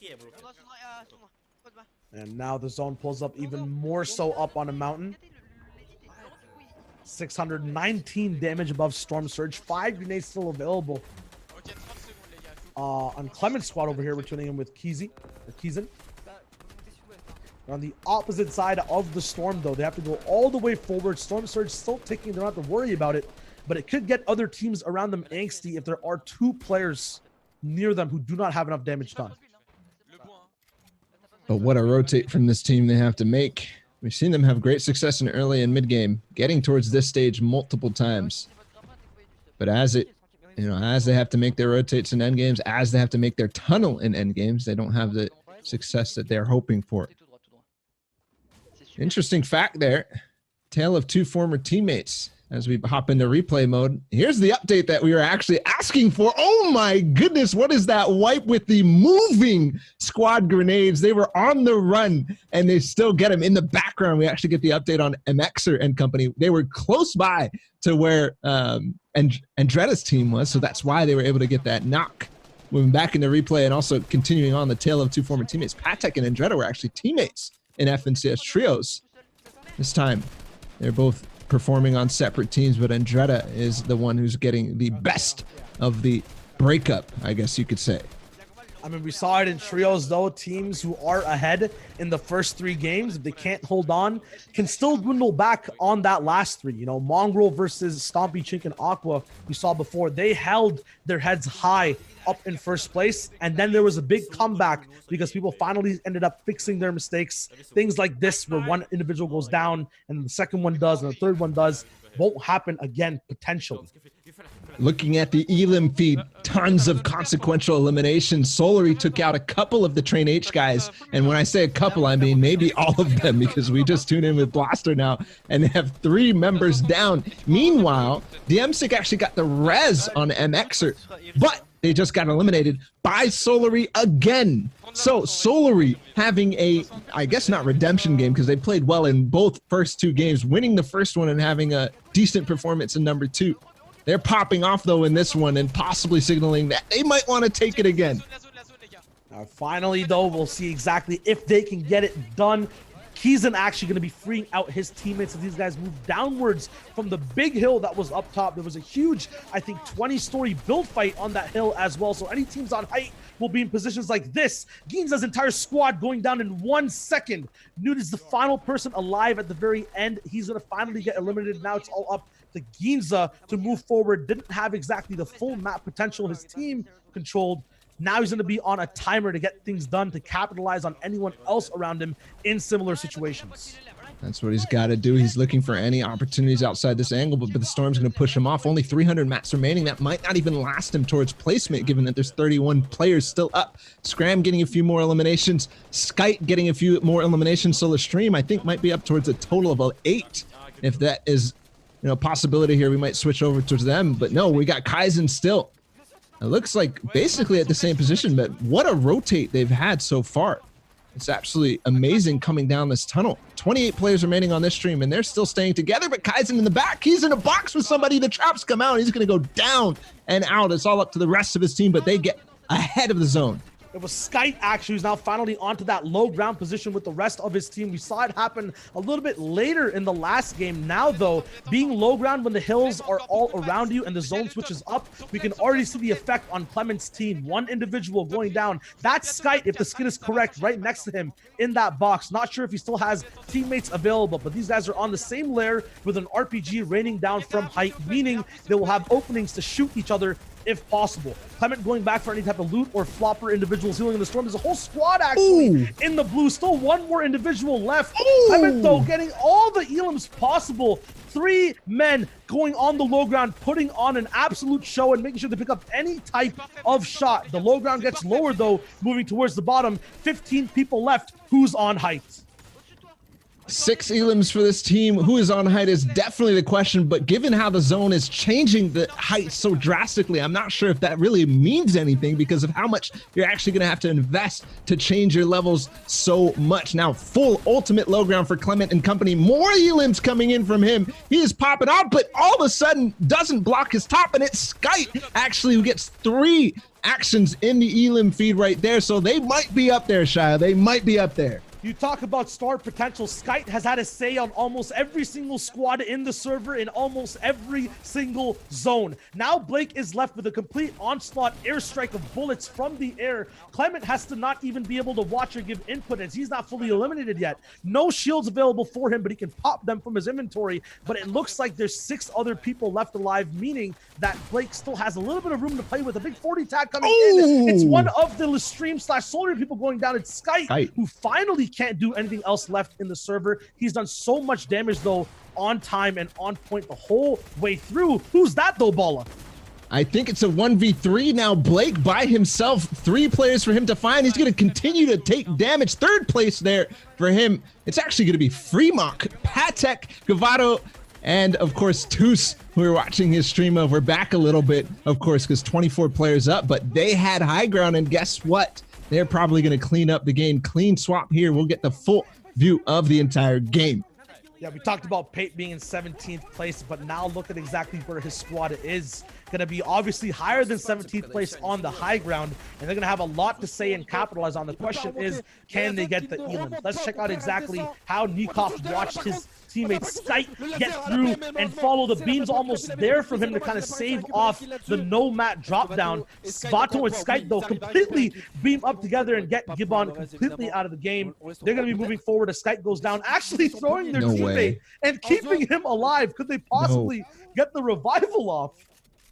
That's possible, but I highly doubt it. Regardless, Patek, Cavato, and Fremont continue to rain down terror from up above. Don't forget, we did obviously see the cleanup from one of these players on to the 3rd place team. We'll continue to watch both those Solary guys and this team because we know they both had huge impacts on the game and potentially took it. 14 people left alive. You saw at the very end there was only 7 that came up near the top. Skype still alive with a sliver of HP near the end. Elims! Shy, we have 8 elims. What is that from Skype? He's going to be completely popping up. 11 total for this team, if that is to be accurate. Fremok still getting eliminations left and right as well, and I think it's going to come down to this team versus Fremok's team in a 1v1 squad versus squad at the end. He's the one who got tagged for 40 and then got completely taken out, but he got 9 elims all the way at the very end. Pate now looking for a finish to catch up to his former partner who was high up on the leaderboard. And Dreda, he has 4 elims. Their entire squad has 12 at the moment. They have to just find the last Skype member to make sure the game ends. It's Vato playing heel game with multiple floppers and a bandage gun. Is this happening right now? No, he gets found out. Goes for a flopper, still has 100 mats, but doesn't get the opportunity to eat his dinner at all. Snaps the one with the bread from game 3. He moves forward. Toos, we see it from his POV as well. These guys pop off. So it wasn't Snap at the end there. Just to note, that's the spectator in game being a little bit weird. It was actually Toos's team who ended up winning, but man, was it close. The 3 members who were still alive for them ending up cleaning up the Solary guys. But what a performance from everybody. And hey, the guys in the back who brought up the question, the tale of 2 teams or 2 teammates, Andretta and Patek ending up splitting. And now, hey, they're both at the top of the leaderboard with that huge game from them. Yeah, man, that was also like different game styles coming forward completely towards the end. Usually, sometimes we saw it in game 2 was just kind of a height drop down, a lot of vertical shots. But when you don't have that opportunity, when your team goes down, you have no more shields to drink. Skype comes through horizontal beams on low ground, right? You got to be able to adapt. At the very end as well, RPGs on one side of the zone and heel game happening on the other. It was everyone kind of pulling through as much as possible and popping off towards the end. Game 3 was everything put on the table. I'm not sure if there's anything left to show surprise-wise for a game 4. Yeah, and I think surprise-wise, we're going to look at the leaderboard and see what ends up happening. But I think we got the full picture there. Game 4, Game 5, Game 6. Hey, you say there's no surprises left, but man, have we seen a bunch of different teams kind of pop off in towards the end. I'm still obviously curious. We saw the first place team, unfortunately, have the disconnects early on and then, get taken out from Andretta's team and not making it really to placements at all since they were playing as a duo. But that team is probably going to have some changes at the top of the leaderboard, especially given Andretta was still in that game. Solary possibly has the potential to help up. We do have the leaderboard, so let's go take a look. Yep, we'll see exactly how everything kind of turned out after that game. Big names kind of eliminated early on, but no changes in the top 3. Looks like there might not actually be an update. Nope. Yeah. Sixth place still has 25 points. We're giving it just a few seconds for that update to come through. It might be a refresh on the screen itself. It might be an update that just happens with a reload. But this is exactly what happened in game 2. This is, burn it into your eyes in terms of where people will be falling out and coming forward. Did Beast have a chance to get knocked up in that 6th place? There's the update. The top 4 looks like don't really change that much. Actually, first place. Yeah, they do. I'm completely wrong. I'm completely wrong. First place is going to be overtaken by Airwalk, Sky, Vato, and Nikov. And that means that Magla, MXer, Dimsik, and Viper, with the unfortunate circumstances in game number 3 for them, are going to drop to 2nd. But still not much changes in the rest of it. Andalex, 4ZR Norwood, and DRG must have had a comeback game. And because they overtook actually Flick and Dreda and Trox, who were in 2nd. They dropped to 5th from that game. So even though they were in the end, even though they were getting elims, they didn't make it to end game. So that's tough for them. 6th place for Cavado, Patek, Fremont, and Toos, who won the game. Yep, at the same time, we talked about it in game 2. The guys who disappeared suddenly off the leaderboard are now back. Miro, Snap, Ump Dump, and Matzo are back, and they have a say in exactly if they can make that top 6 spot. 26 points, a good kind of slew of eliminations, I would be guessing, while those moving circles were going on. At the same time, these guys are surviving game after game after game and getting points and placements the whole time. All right, we are going to go ahead and take a quick break so that we can swap some casters and get Clay on and move in, give Shy a little bit of a break as we move forward into game number 4, number 5, and number 6. Can't wait to see how those develop. Not exactly sure how we are transferring, but we do what we do, I think. Clay, are you here? No, okay, we're actually going to a break, so 3-minute break.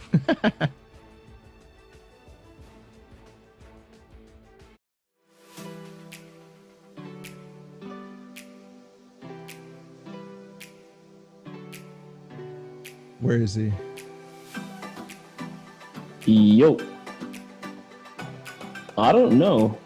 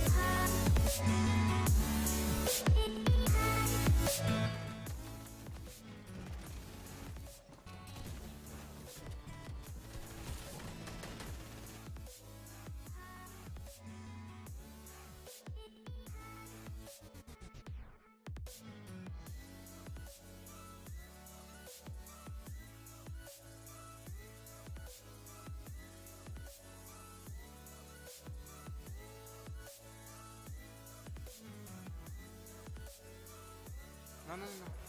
Vous voulez pas se retourner sur lui? Non, Il est non. solo, genre. Il arrive dans notre bac. Sur moi, sur moi. Il y a un mec sur moi. Contact, genre. Je suis là, Blaster. Il est où 54 blancs. Je suis là, j'arrive.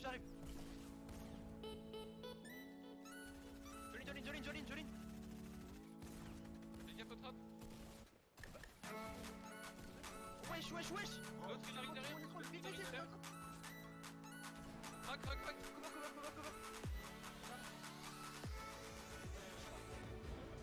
Hello and welcome back to the FNCS Squads action. We finally did get, we didn't change the names over here, but it's Clay Stelling. Welcome, man. How you doing? I'm good. How are you? I'm doing great, man. You been enjoying the action so far? Oh, it's been great. It's been interesting. The Train Hard squad not doing as well, but that last game, you know, they improved. Yeah, for sure. It's pretty crazy. They improved and really actually took out some big names on the way too. So they might be, you know, having a bit of a resurgence. I do want to ask production in the back if we're ready for in game, because I believe we are kind of running behind. So we are ready. Let's hop into game. Clay, welcome to the cast and welcome to EU Heat number 1. We are already in action with the Train H guys, like you were talking about. I'm excited to see what they're able to pull on off here as we swap over to them. Venez, on sort. Yeah, Dans 3. they had the engagement at Frenzy early on, which actually in last game, which seems to be happening again, getting contested, but slightly off the side of Frenzy Farm. A big build fight actually is going to be the case here. I'm not sure who they were contesting, but the action coming through here in game 4. Train H has the opportunity to turn around. Nice wall replace there, but the quick stairs, they're out of there. J'arrive aussi. Yeah, and that's just it's looking really good here for them this time around, right? As we see them just continue everything that they've been trying to do. But they're getting contested off spawn time and time again, Bala. And this is, we saw it with War Legend the other Wednesday, right? They didn't get contested off spawn. They had a really good time around. They got, I think, 4th place, and now contested off spawn, they're not able to do as well. Unable to do as well, and already low HP on pretty much everybody, but getting tags back, possibly making the edit there. He's not going to do it. Does get the white tag, but that's not going to be enough. The pump shot failing him in that case. And now Blaster being down, Yaksu, Seth, and Alpha, the remaining players. I'm not sure if there's any trades going on. I believe there are. Yes, they did get a couple points. Is the engagement done? Not sure, because we're still watching Blaster. Unfortunately, they don't have any more POVs. He is going to edit him down. The last player, Yaksu, possibly could clutch up here. I don't believe they got any of the actual full elims. So we'll see if the opposite is happening. No, there's a player right there. He doesn't actually see them. He goes right by, and they have the opportunity to kind of come up from behind. I agree with you. It's looking, I don't know, it's dire right now, right? Dire for sure. And Blaster, now we'll have to see if he's going to be able to hide. Yaksu is there too. It's a little bit more quiet now, but still the pickaxe is coming in. And Seth still down. They might actually be able to get this res too, but no, Blaster's going to go right back down and out.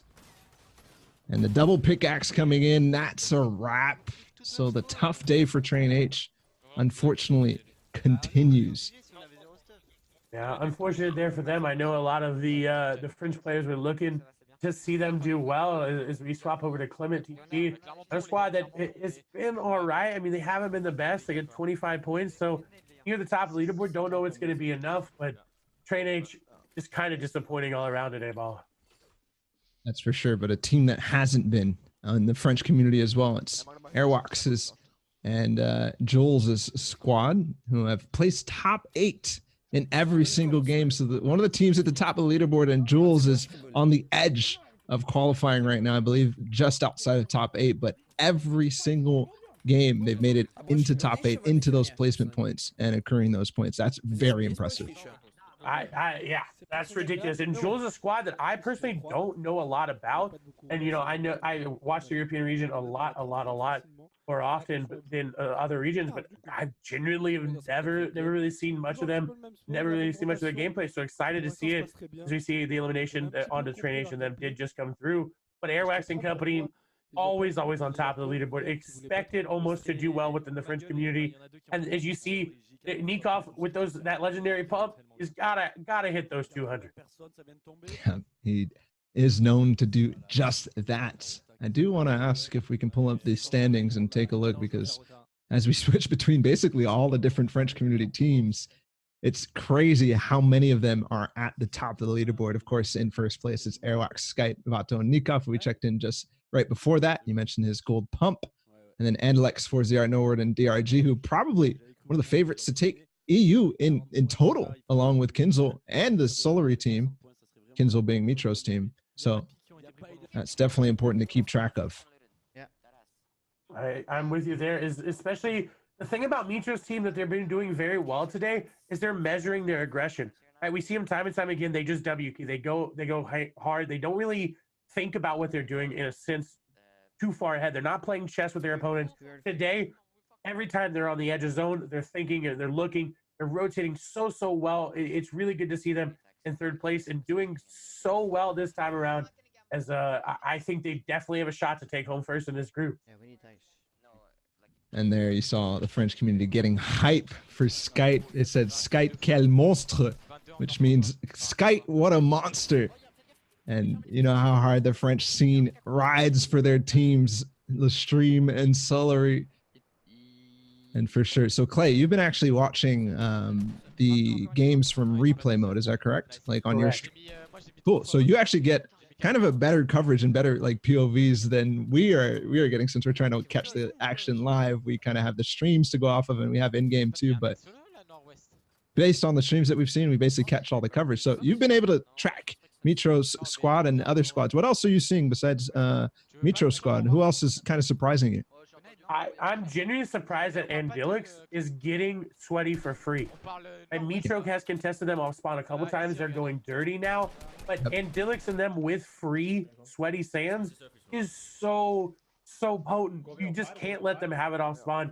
So I'm very surprised by them. As well as this team that we're watching, Ginza and Deuce, they're doing, again, not the best, but they're always sitting with Surface. They're always rotating very smart on their first early game portions of the rotates, but their late game rotates are not being as effective. They're getting a lot of tags onto them. So we'll see. Again, Storm Surge has been so potent this time around, especially in you. That first game, I think that's the first time I've seen Storm Surge in the first circle. And something else to note is, well, actually, just about Clay. Clay has been casting all this as well on his channel. He was gracious enough to join us, so thank you so much for that. But go check him out for sure. Twitch.tv/ClayStaling. He does all this as well, and he'll be covering a more variety of what we're covering here on this channel. Now we're into a box fight that looks to be ended for Kaizen and his squad. They've got 2 eliminations, and they're on the rotate. I think they're over towards a bridge near, what is that? The southwest of the center island. Yeah, look, that box fight ended up so quickly, and that's what you have to do in squad. You know, a lot of people talk about it, but the third-party out potential in squad is so high. If you don't end your fights quickly, you're going to get third-party, and that's exactly what you need to do. As we swap over here to Salty Springs, Lomage and company getting tagged on up here. They're losing a lot of HP. Overall effective HP, though, in this fight, I think going over to them, but we do see them get an easy knock there, and Azul, who just didn't really expect them coming. And this was the replay mode, so this is 5 minutes before. This is kind of the early game fights that we're using to catch in replay mode, and it is continuing here in Salty Springs. Somebody said when we were looking at the drop maps earlier of game number 2, the Salty Springs split was crazy. And I'm looking too at the team that's in the fight here. It's actually Zol and company, who we saw in game 2 actually fight in Misty Meadows. So this team that contests Salty Spring is actually not finding any success wherever they go. They can't find themselves in an early drop spot. And that also tends to the volatility of these games, right? Where teams can switch things up and kind of disrupt a drop that was previously uncontested. You have to be careful for that. Yeah, I agree completely. And we see in Europe a lot, the Salty Springs Weeping Woods drop happen a lot, but it seems like you talked about, it seems like they're not able to really do much with it. This squad right here, again, not able to really do much with their pattern. They're getting that southmost island uncontested, which rarely ever happens in Europe. That's usually very contested. So you'll have to see how they manage their rotates around. Again, another squad getting another uncontested drop is Andretta and Craggy. Now, we normally see Skarna up there, right? Chappix, Beehive, Crew, and Ritz. all the way up there uncontested. Usually see them get a lot of mid-game eliminations, but nothing going to be up there. Going to hard to find Storm Surge tags, and it's going to be hard for them to perform, but we did see them pick up that victory. Il avait 8 poissons, il en a donné 4 et au final il a 12 grenades. Now on to Nikov, Bato, Airwalks, and Skype. Look at the 12 grenades here for Nikov. That is insane. MVGGZ on Twitter says he's watching the practice server cast. He said Skype has a pop-off 8-kill win or game, which was crazy. That entire team had a total of, I believe, 11 plus eliminations in the last game we watched. Well, thanks for using that hashtag FNCS Finals. We'll keep featuring your tweets and kind of hear from the community, hear what you guys are excited about, hear the stories that you guys are watching and following. And we love the interaction, so continue to do so. That game, though, absolutely disgusting. Sky, they just dominated. We saw Vato try to heal up in the zone, but again, it's a 1v3. Not much he could have done as we swap over here to Lazy Lake.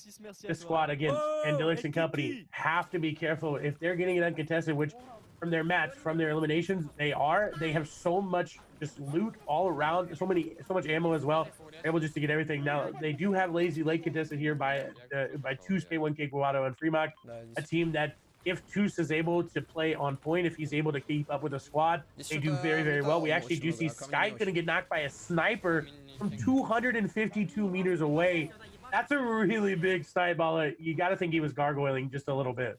Yeah, for sure. Or maybe just the unfortunate circumstance for just getting sniped on the move. Now, this is actually the end of that fight that we tuned in with earlier against Train H, but we get it from Kaiser's POV. What a shot. What a wall take, and continuing to fall back behind the right shoulder peak. Kaiser, Marcus, Trippern, and Scram come in and clean up at Frenzy Farms. That's got to feel good for them.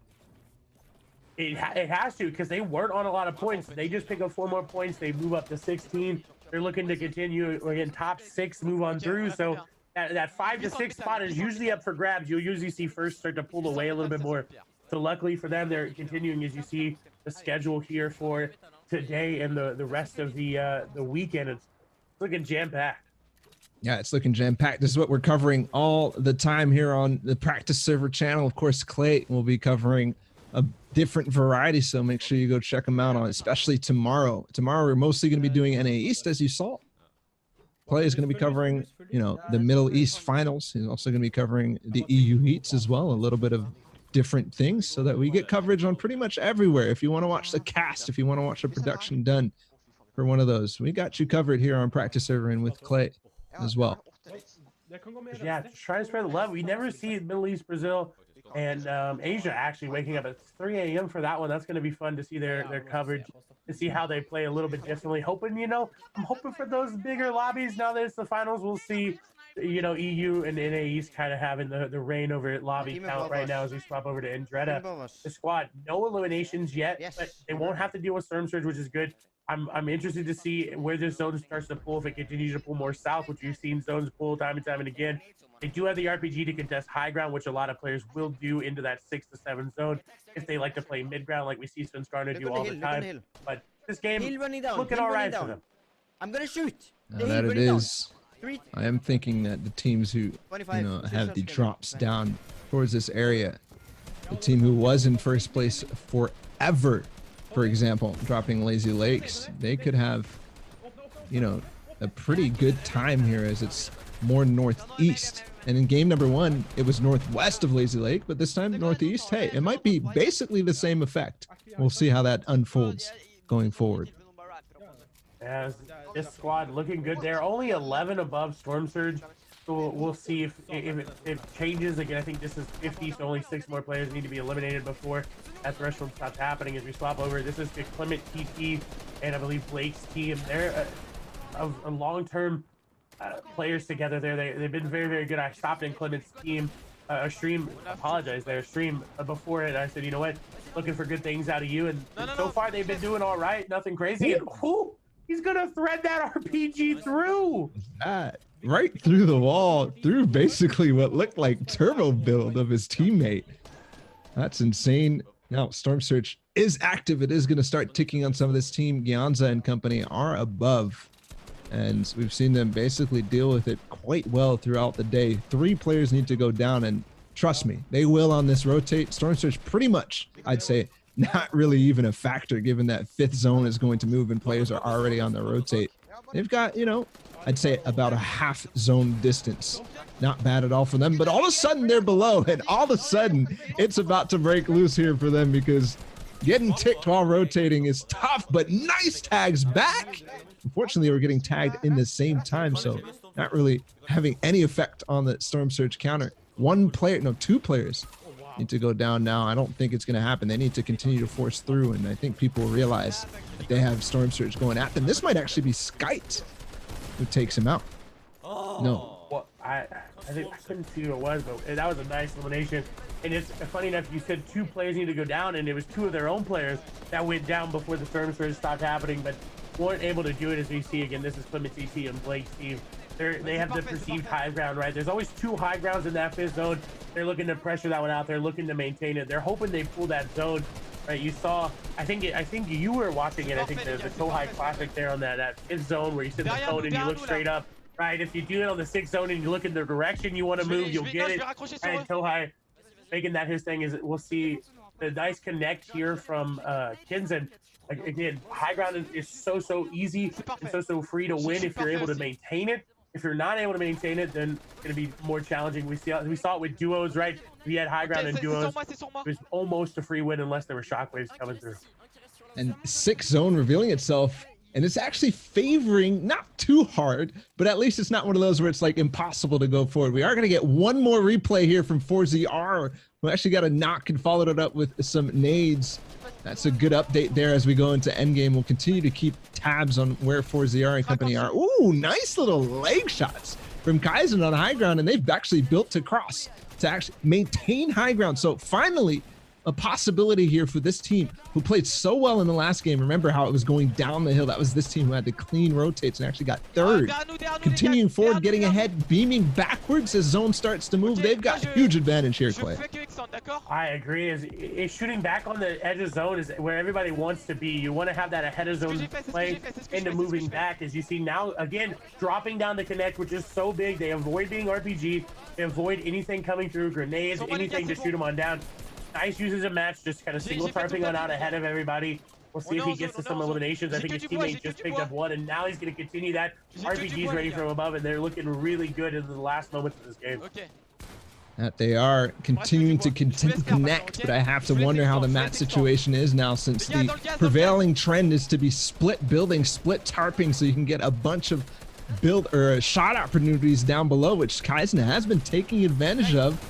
And they are getting those elims, but is this going to run out? Are they going to have to drop down? The zone goes so far for them, not even giving them room to breathe. They might be running out here soon.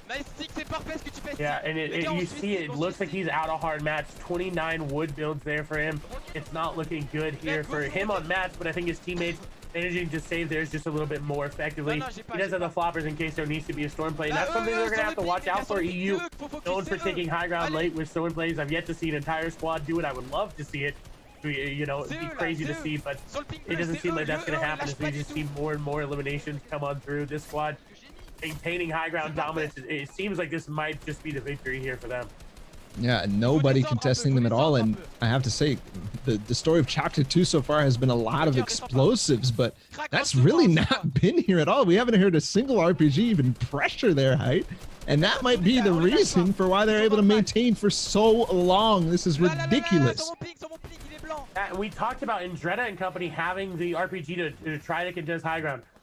With how common they are, they definitely have teammates with them and definitely have teams with them, but it doesn't seem, now we hear them finally start to come through, but the drop down didn't really affect much in terms of overall height positioning. Is I think a little bit too late as we see 15 players remaining, shots going through from above. This squad just maintaining dominance from the high ground. Another placement point coming on through. I think that's top 4 there as we see more shots coming on through. I think this is just going to be elimination. And right now they have 10 total elimination.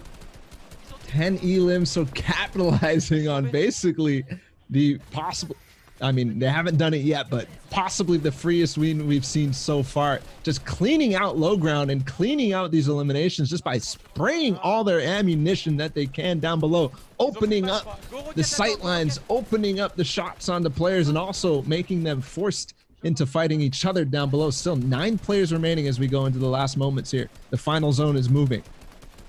It just looks super free here for them. No one contesting him, not really having to be challenged. Only 10 builds here, though, onto Keeson, so he's going to have to start to drop shots coming through from above.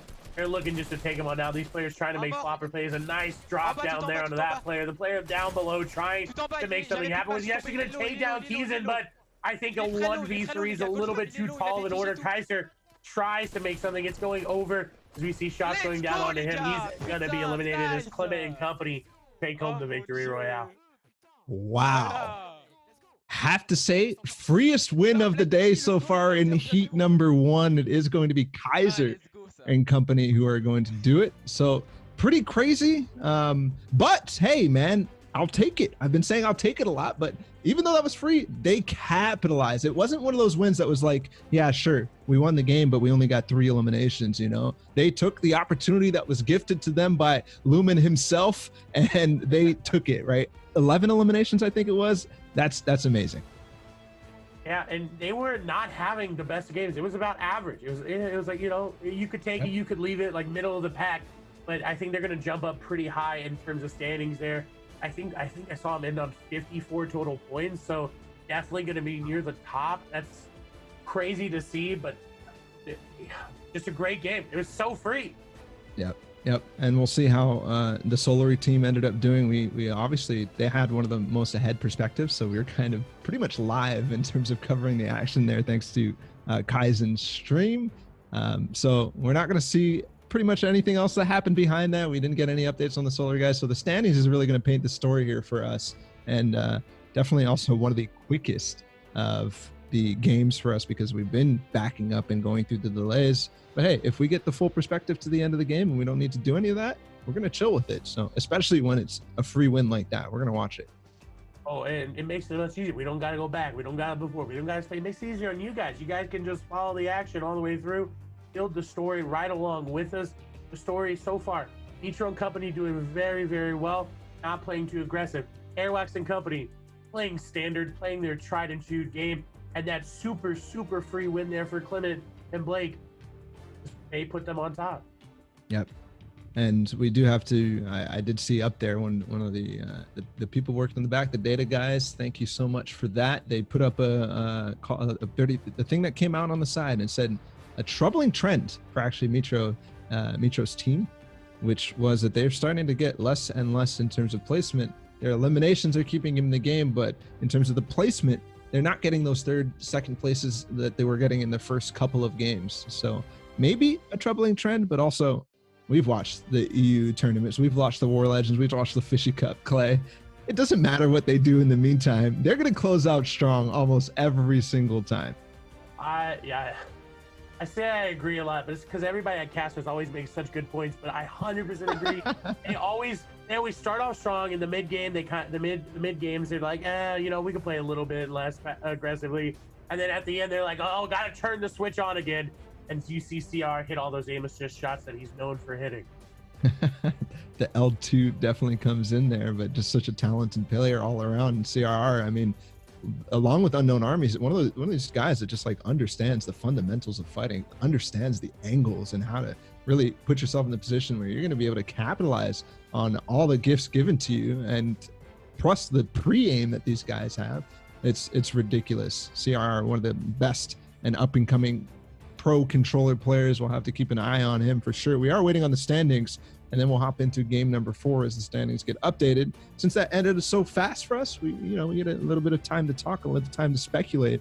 But basically all the predictions that we've made so far in Heat 1 are coming true, and a lot of new names too today as well. I don't know where they're at anymore, and I don't know how they performed in that game. I didn't see anything about them in that game. We'll probably see them in the next 2. But the team that was in first for that entire time throughout, let me actually go back and catch their name. We do have the leaderboards, so we'll pull that up. Here we go. Leaderboards after game number 4. We've got 2 more to go. Take a look, Clay, at number 1. Has it changed? It is going to be actually still holding on to first. Airwax, Skype, Vato, and Nikov at 65. And actually, Kinzel, Mitro, Falconly, and CRR at 61. So they turned it up that game. But the people who turned it up the most is Kaizen, Stig, Clement, and Blake at 54 points from that game. The amount of eliminations plus the win. What a story for them. Yeah, that's absolutely disgusting. A climb up the leaderboard there. It puts them in contention. Again, we are on, I think, this is going to be game number 5 we're going into. So to get up into that top 6, to have that little bit of spread, it's not too far from 1 to 6. It is 25 points, but we saw that's easily doable with the way the point system works right now. So everybody here, I'm not surprised that they're in the top. Surprised Kaiser and them have turned around their gameplay because they did not have the best first start. But that last game, getting to second place, getting those placement points was really, really big there for them. Yeah, and given the fact that it's actually a 2-point spread between 6th and 7th, those early game elims that we saw onto Train H, onto Train Hard, that team that they cleaned up in Frenzy Farm is actually going to be the difference between them and 7th place, which is very important, at least the tiebreakers for that. And slightly outside, which is pretty surprising to me, is Covado, Patek, Fremont, and Toos, which is a team that has been consistently doing well and improving. They're probably one of the most improved squads at all over the entire FNCS. But even further there, like I'm looking at what's not on your screen anymore, and you guys can also guess because it was on your screen. They were in 2nd place 2 games ago. It's iDrop, Flick, Andretta, and Trox. They're now in 9th place. They're at 36 points. So not the performances that they want. They need to maintain that. They need to have a huge game to maintain what they were, because now they're falling behind with the lackluster game number 4 and game number 3. Yeah, it's disappointing to see them drop so far, as well as Train H being at 17th, right? They, it's not expected of them. The Falcony in comparison doing so well. So Train Hard squad definitely needs to step it up. Either change up their drop spot. It's hard to do, but they just need to close out their fights a little bit. They've had the opportunity to, and they've just missed a couple shots, kind of caused crucial errors in their fights. So we'll see if they're able to do it this time around. Well, don't forget, guys, top 6 is what's qualifying for finals on Sunday. We are into game number 5, so we're going to hop on over to the Battle Bus drops and get into possibly, the penultimate game here in heat number 1. So yeah, as we see again, this is Kaizen. I don't really know how to say it. Kaizen, I believe. Kaizen, there we go. Ball helping me out. As his perspective, they dropped Misty Meadows. Now they were contested, I think, 1 game today, but I don't think they actually made it out of that game, if I'm correct. So they completely wiped actually in Misty Meadows in game number 2. It was the quickest of the early games fights that we've ever seen. I think it was that team that dropped in Salty that we saw last time. The guys Zol and I believe guy so. starts with a Q. I think Quake or something like that. Not finding their drop spots and cleaning up Misty Meadows. But yeah, you're right. They did get contested here. It looks like they were uncontested. So maybe another win in the books for them if that continues. But we'll have to see if they get the fortunate with the high ground that they did last time. As we swap over to the Train Hard squad, actually splitting Frenzy, which I'm very surprised about. They didn't get their good drops at the house. They decided to change it up, and this might just be what they need. They obviously know Frenzy well enough. They've pushed out Zuer and company squad. We've seen them in the War Legend kind of push everybody really out of the Frenzy farms. But today, the squad contesting and winning again. Will they be able to turn it around in time? They're at 11 points. We saw 6 was at, I think, 40 points or something around there. It's going to have to be 2 back-to-back amazing games as he's looking for the snipe. He really wants to hit it to get that fight back in their favor. But again, 2 amazing games really need to come through from the Train Hard squad.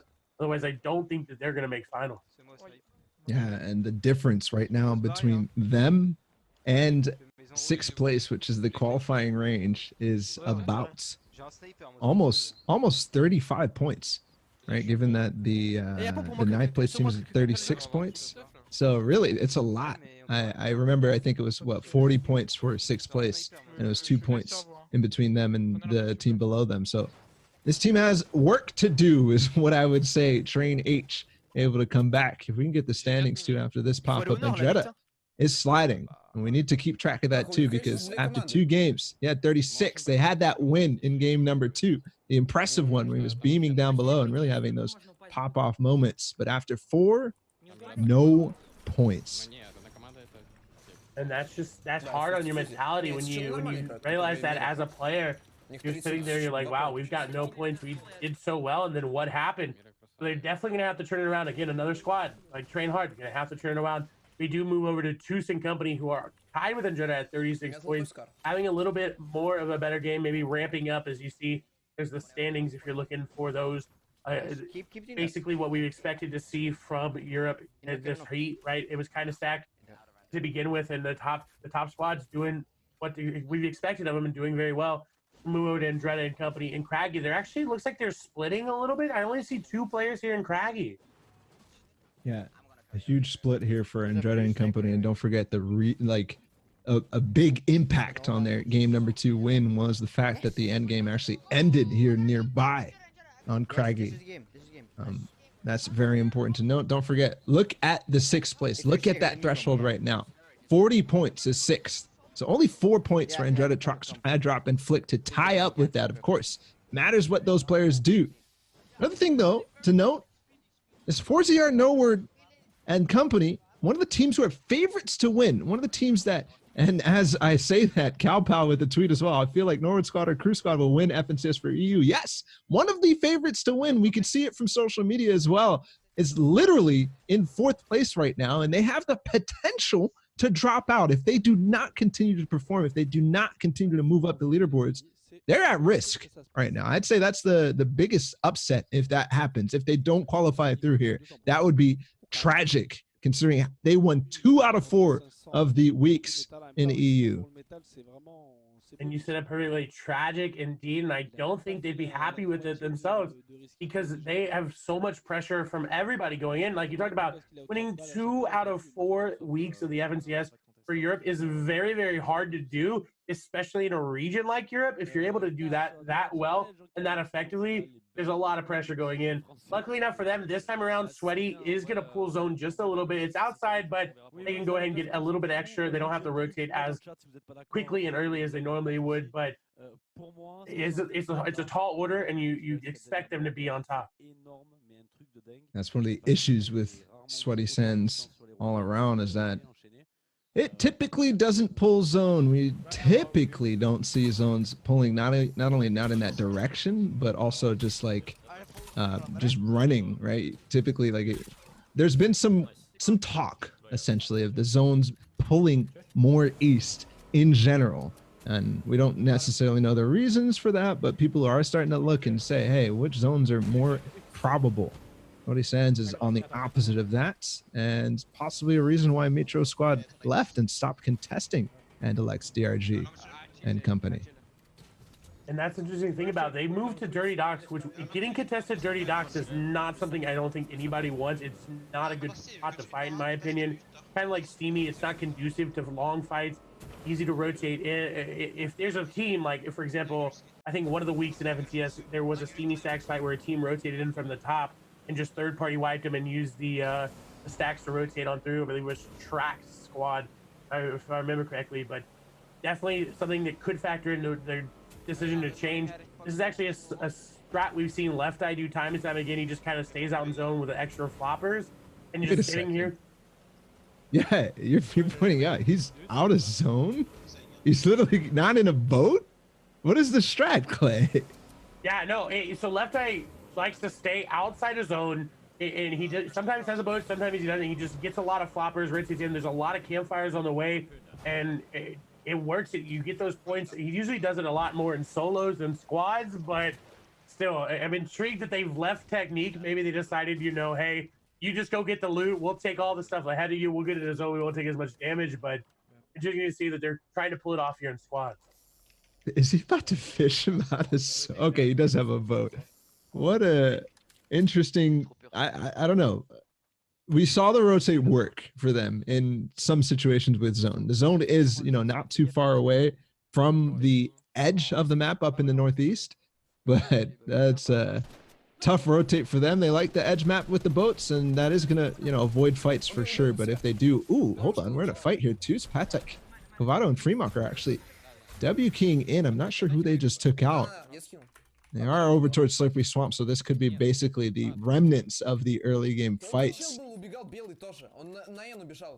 it seems like they have 2 eliminations. That legendary AR going to be really good in the hands of Juice, because it seems like they're trying to find the last remaining member, or they've kind of just disengaged. I can't really tell if they know exactly what it is. Again, they are from their Russian team, so comms are very hard to pick up as we swap over here to Genza and company. Again, outside the zone, having to rotate in, and looks like they've found a team, and that's not going to be good for them, as they were just kind of hoping to get a nice free rotate in the zone unscathed.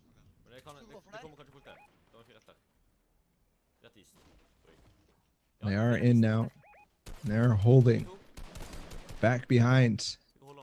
In the meantime, the Train H guys trade a couple of elims. I think they might be out, so really that might spell the end of the tournament for them, and the vibes going low for them. That might be tough to recover from if they are all out indeed of the game. Don't forget the standings. Don't forget who we're trying to focus on. Don't forget the possibilities here.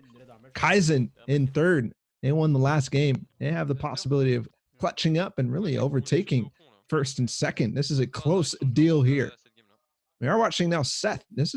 Were they getting held by the guys? No, I don't think so, but he's in zone right now, and the rest of his team is gone. He does have 2 reboot cards to play with, so if he makes it somewhere and sneaks in a reboot, hey, that could be interesting. But for now, they're not in a good spot, and I'd have to say possibly the end of their tournament here in this game.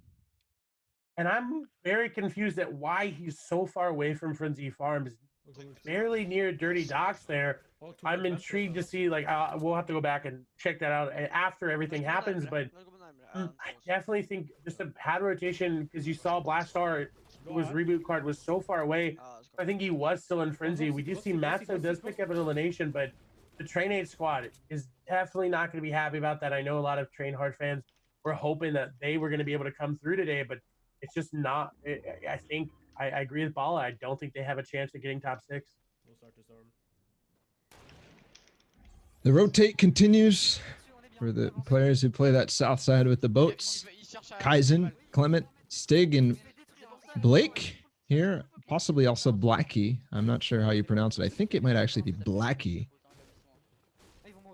But regardless, they're making their way in up towards Craggy Cliffs, up through the orchard of Frenzy Farm. So kind of a repeat zone for the second, up over towards the Craggy Cliff Mountains. Don't forget, we talked about it when I was casting with Shio in game number 2, the importance of the outpost, the research center up on the map. So important in a zone like this. Here's the coverage schedule for us on the practice server here. We're going to be covering NA East Heat 1 later today at 6 p.m. Eastern is when it starts, as the nades go off in the background. And then tomorrow we're covering all the NA East action. And then finals, we're covering all the finals, EU, NA East, and NA West. As this fight goes on, we'll take this off the screen. Kaizen, they started with the nades, and now they're following up. They're really trying to engage. This is possibly too risky, and who knows which squad this is. They might fight back, and if they do, basically the fight for position, I would say this is going to be not worth it at all. And as he gets beamed too, that's unfortunate and really not the situation they wanted to put themselves in at all. Yeah, no, not a lot of raw HP to work with. You do see Clement does seem to have a flopper. There's more grenades are coming in. This is what the new chapter, that's right, season 1, chapter 2 is all about, those grenades. Everybody talked about it at the beginning. You don't really see much nade eliminations on the whole squads anymore, but it's usually one player that gets singled out, and unfortunately, Kaizen going to be the player that takes the brunt of that damage. I believe they did get one knock or an elim from those nades. They're going to have to fall off of that, because as they took that height, also paints a big target on their back, and they really didn't set up good nade protection. So Kaizen's going to suffer from that. But moving on into the Craggy Cliffs, we are going to get a replay here. All players were up. This looks like the first zone for Metro and company coming out of Dirty Docks, and they made it in towards zone. We're just getting a quick replay update here and checking out the loadouts for this team, because very important to keep track of this, guys. These guys obviously aren't streaming. Good loadouts all around and good rotates because they're leaving with plenty of times on first zone. We'll see as it continues if there will be anywhere in second zone. We'll hop back in with the live streams. Times on first zone. We'll see as it continues if there will be anywhere in second zone. Yeah, I think I accidentally muted my mic. I was talking and nothing came through. But you see, they're on the bubble, right? They're low mage looking in after the first game. They were at one point after the first two games. They've scored 22 in the past two games, looking really, really good. You say, as you see, it says getting hot at the right time, and I agree. These last couple games, if you're starting to come online, if you're starting to wake up, right? If you're getting your muscles warmed up, right? You're getting into the action. You're vibing with each other in the squad. You know, things start to happen in these last couple games. You get those elims in the late game. You get to the top of the leaderboard, and you could qualify. We'll have to wait and see as we move over to Toos and Company, who managed to rotate out of that fight they had, took 2 eliminations, and now they're well above Stormsurge. Don't forget, this team was in 7th place.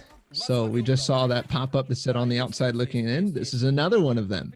This team played so well in game number 3. They pretty much had one of the biggest pop-offs that we've seen yet. Along with the Solar guys, they traded together, and I think they ended up winning the game. But with that said, still on the outside looking in, still need 2 points at least in this game. And of course, you have to pay attention to what happens the rest of them.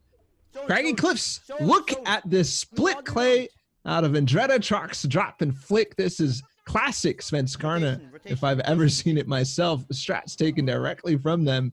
Couple people in Craggy, a couple people up on the hill to the left or to the southwest. Nobody up on the research center though, which is probably a big issue. They're going to start to make their way over there. Andretta is scouting ahead and scoping. Look at all the control they've gotten because not only they had zone, but they also spread wide like they did. Yeah, and there's the old saying, if it ain't broke, don't fix it. If Svenskarna is able to do it and you happen to know, hey, we're not in their heat and we're dropping Craggy, might as well study their VODs, you know, study it just a little bit to improve your gameplay.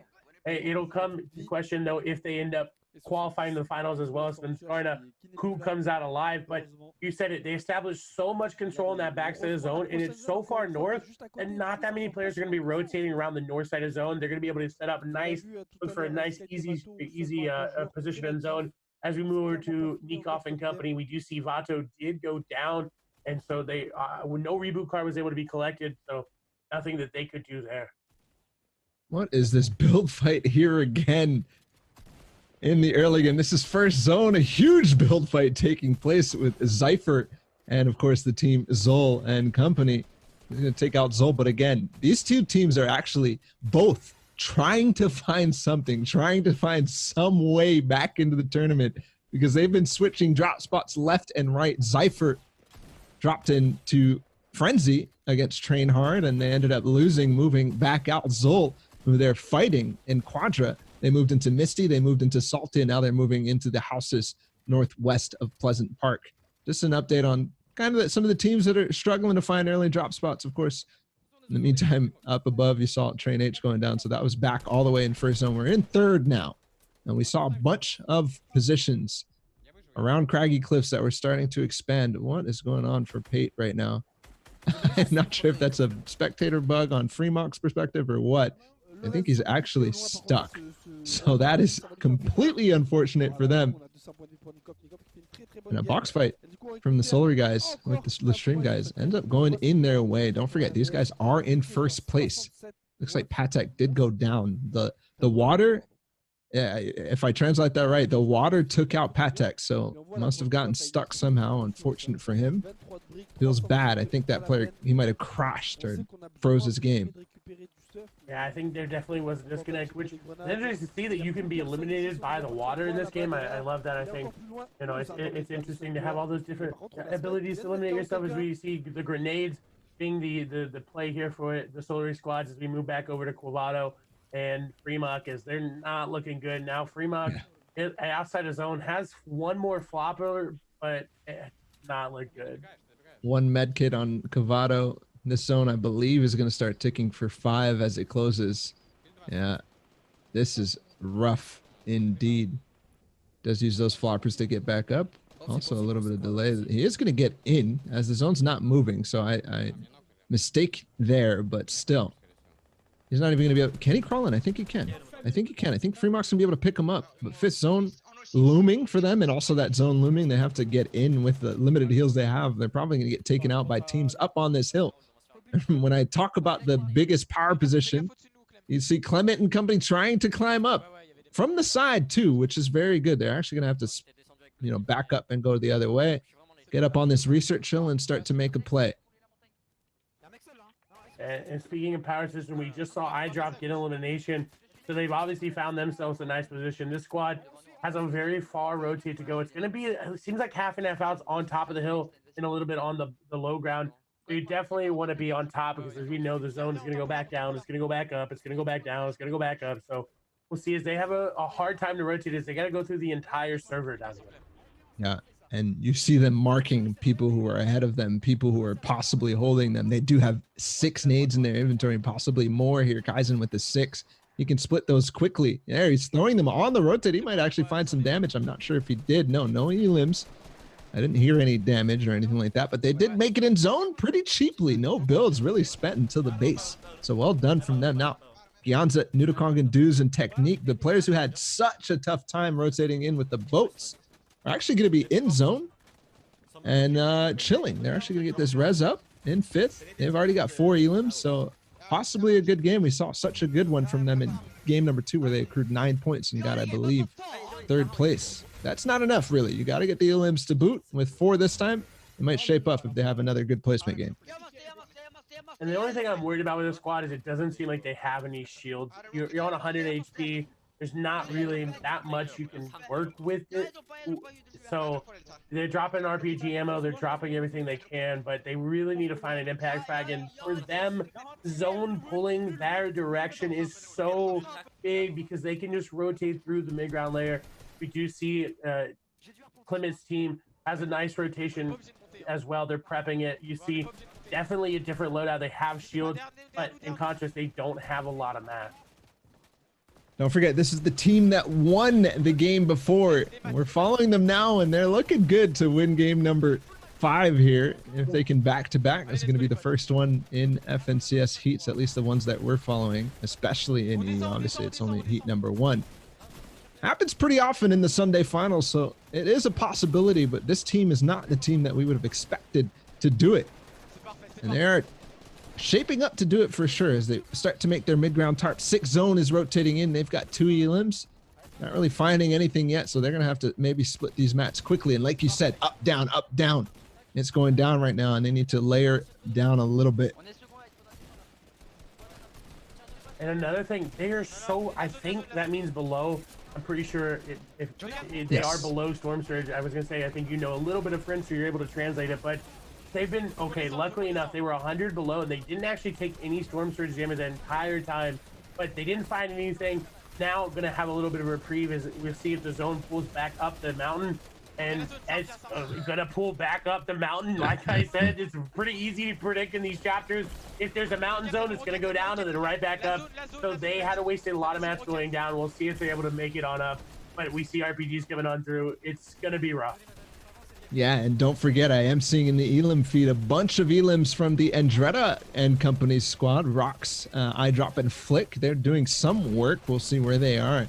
I believe they are streaming, so we might be able to tune in with their perspective as Blackie goes down. I think Clement went... No, he's actually healing. Oh, a shot there from Kaizen with the box fight in the end game. Well played, and all of a sudden it looks like Hype might be not that far up, but down on ultimate low as it comes up the hill. They're right back together, but spammed from all sides, and no more mats remaining here for Kaizen. He's only got a couple builds left. Can he actually get right back down to low ground, possibly make some zone plays? Yes, he is going to do that. Another one for him, and in the zone he is.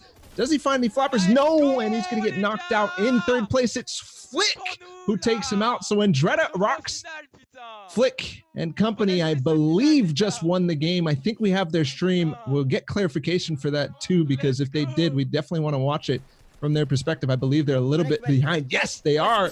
So we'll get to see it again. I think that's 2-time winners for Andretta, Rocks, Drop, and Flick, but we'll see how it all unfolded, Clay. Yeah, I'm very surprised. I knew coming into it they could have a good performance if they managed to all stay alive together. That's one of the things this squad will struggle with. As we see Andretta take a lot of damage right there. He does have the shields to pop it. They are so far above high, and as it's going down, we do know it's going to come back up, and that's kind of the tarp you want to start to do when you're on the high ground, that one couple ramp turn around, and then you go down and connect. You're not wasting a lot of matches dropping down and reconnecting and building back up. They have the RPGs. It's looking really good here for them. They already, right now, into 6th zone, they have 3 eliminations, so we'll see how many more they pick up. But this is just absolutely beautiful here from them on high ground. This is reminiscent of game number 2. They got zone favor over towards Claggy. It played off the top of the same hill, but obviously in the different direction. And now the same thing happening. Andretta gave us the beams last time, and they've got the split going. Went right back up the hill, so they were able to just stay right back up the hill and go all over their old builds. I'm curious to see where these guys were before or where the top first place is, because it was Solary and company. They're at about 65 points. If we can get the standings to roll up on how it was before, so we could see whether or not Andretta actually overtook or got close to it, that would be amazing. Regardless, still beaming down more elims. That looks like it's actually the squad we were watching who was struggling there. Yes, there's the standings. Keep an eye on the points. We'll wipe those off so we can watch the rest of the game. But Andretta and company could overtake here. They could do it. Mitro was actually taken out there, so they were in the end game as well and probably slaying out. I was going to say, we haven't seen anything from them. Usually they're on anonymous list, so there's not much you can really see there from their eliminations. But you got to think that they were high as you see the drop down that last player, trying to make something happen. But an easy last elim for them, a GG. But I think, you know, you got to wonder where Solary was, where Mitro was. Did they have enough of eliminations to put them on top? Yep. We'll see how that all unfolds when we get the updated standings, but a huge performance by Andretta, and that's exactly what we said in pregame. If they want to qualify, remember, they were in 7th place. They had dropped from 2nd to 7th. And now, hey, they could be back in 2nd at the end when it's all said and done. Remember, Solary is still going to be in the lead with 65 points or at least before this game. Where did they go? Clay, you asked the question. We didn't really see much of them, but we did see Mitro at least, I'd say 5th or 6th in that game. So some points from placement, and if we know them at all, if we do our jobs at all, Clay, we know that they got probably 10 eliminations. Let's be honest here. I'd comfortably say 10, maybe even 12. Falcony's been having a really good session this time around. And, you know, they always joke on Twitter that CR is the carry or this person's the carry, but recently Falcony really been putting the team on his back. I think game number 3 it was, he got a double RPG onto 3 different players at one point. He's just been he's been having a really good game this time around. Yeah. Well, maybe he'll rename the Falcon League Classic from getting sniped to getting a double RPG. He's still trying. He's still trying to this day. The Falcon League Classic is still getting sniped or falling off a building or whatever they want to say that will be making fun of Falcon League. Regardless, they're up at the top. They're qualifying. Question, though, I think the biggest question, Clay, here, we see the top. We understand what the top looks like. What we don't understand is what that edge looks like. Don't forget, 4ZR, Norward, that team who is favorites to win all of EU, I think you would agree, they were in 4th, and we didn't see them in the end game there. They have, I mean, now that Andretta's moved up, they're clearly going to move down, right? At least one, so they could be at least 5th now, or at most 5th. And they might not qualify. Clay, 4ZR, Norward, and this team might not qualify today. We're going to go ahead and get the standings when we can. We're still waiting on them to update, but Clay, that's a huge question. That is in a huge question and statement as well. Players expect, right? You hear 4ZR, Norward, Andilix, and DRG, especially after Andilix had such a great performance at DreamHack, to come now to having a good performance, but being on the cusp. But the thing is, I drop in them. Remember, they were at 36 points, so they did pick up the victory. But I don't know if they've got enough points to overtake some of these players that were making it in. And we don't know exactly where Andilix and them were because we didn't see their perspectives, and maybe they have anonymous mode on. There's a lot of different reasons for it. But Andretta and them, great game. Andilix and them, we got to see more of them. We got to see them pop off if they're going to maintain their spot. But this is, like you talked about, the edge is going to still be about the same, I would assume. But that top spot going to be where players start to separate, where the number 1 team starts to separate from number 3, number 2, from being overtaken. We'll see. That's a really big statement to make, though, Bala. And Dilix and company maybe not making. And I think we have the leaderboard. Don't know. We do have the leaderboards. Let's go ahead and go over to that and see how it shakes up. I did hear rumblings that Andalux actually did perform well in that game, so we'll see. Okay, yes, they did. They absolutely did. And guess who else performed well? Kinzel, Mitro, Falconly, CRR. We saw Mitro go down in that end game in approximately like 4th or 5th place. They didn't win, but they got a ridiculous amount of elims. Nico, if you could check on how many elims they got, that would be amazing, because what are they doing at 81 points? They got at least 20 points in that game. What the heck is going on with them? That is that's where we expect to see them, right? At this point, we expect Mitro and them, with how they've been playing, to be up there with Airwax and Company, as I think they got 4th place, 11 eliminations there in that game. I think what a game for I believe the Airwax and Company, right? It's just looking really, really good here for them, and this is standard to what we would expect to see for the top of Europe. And that 7th place, though, 7 points separate them from qualifying.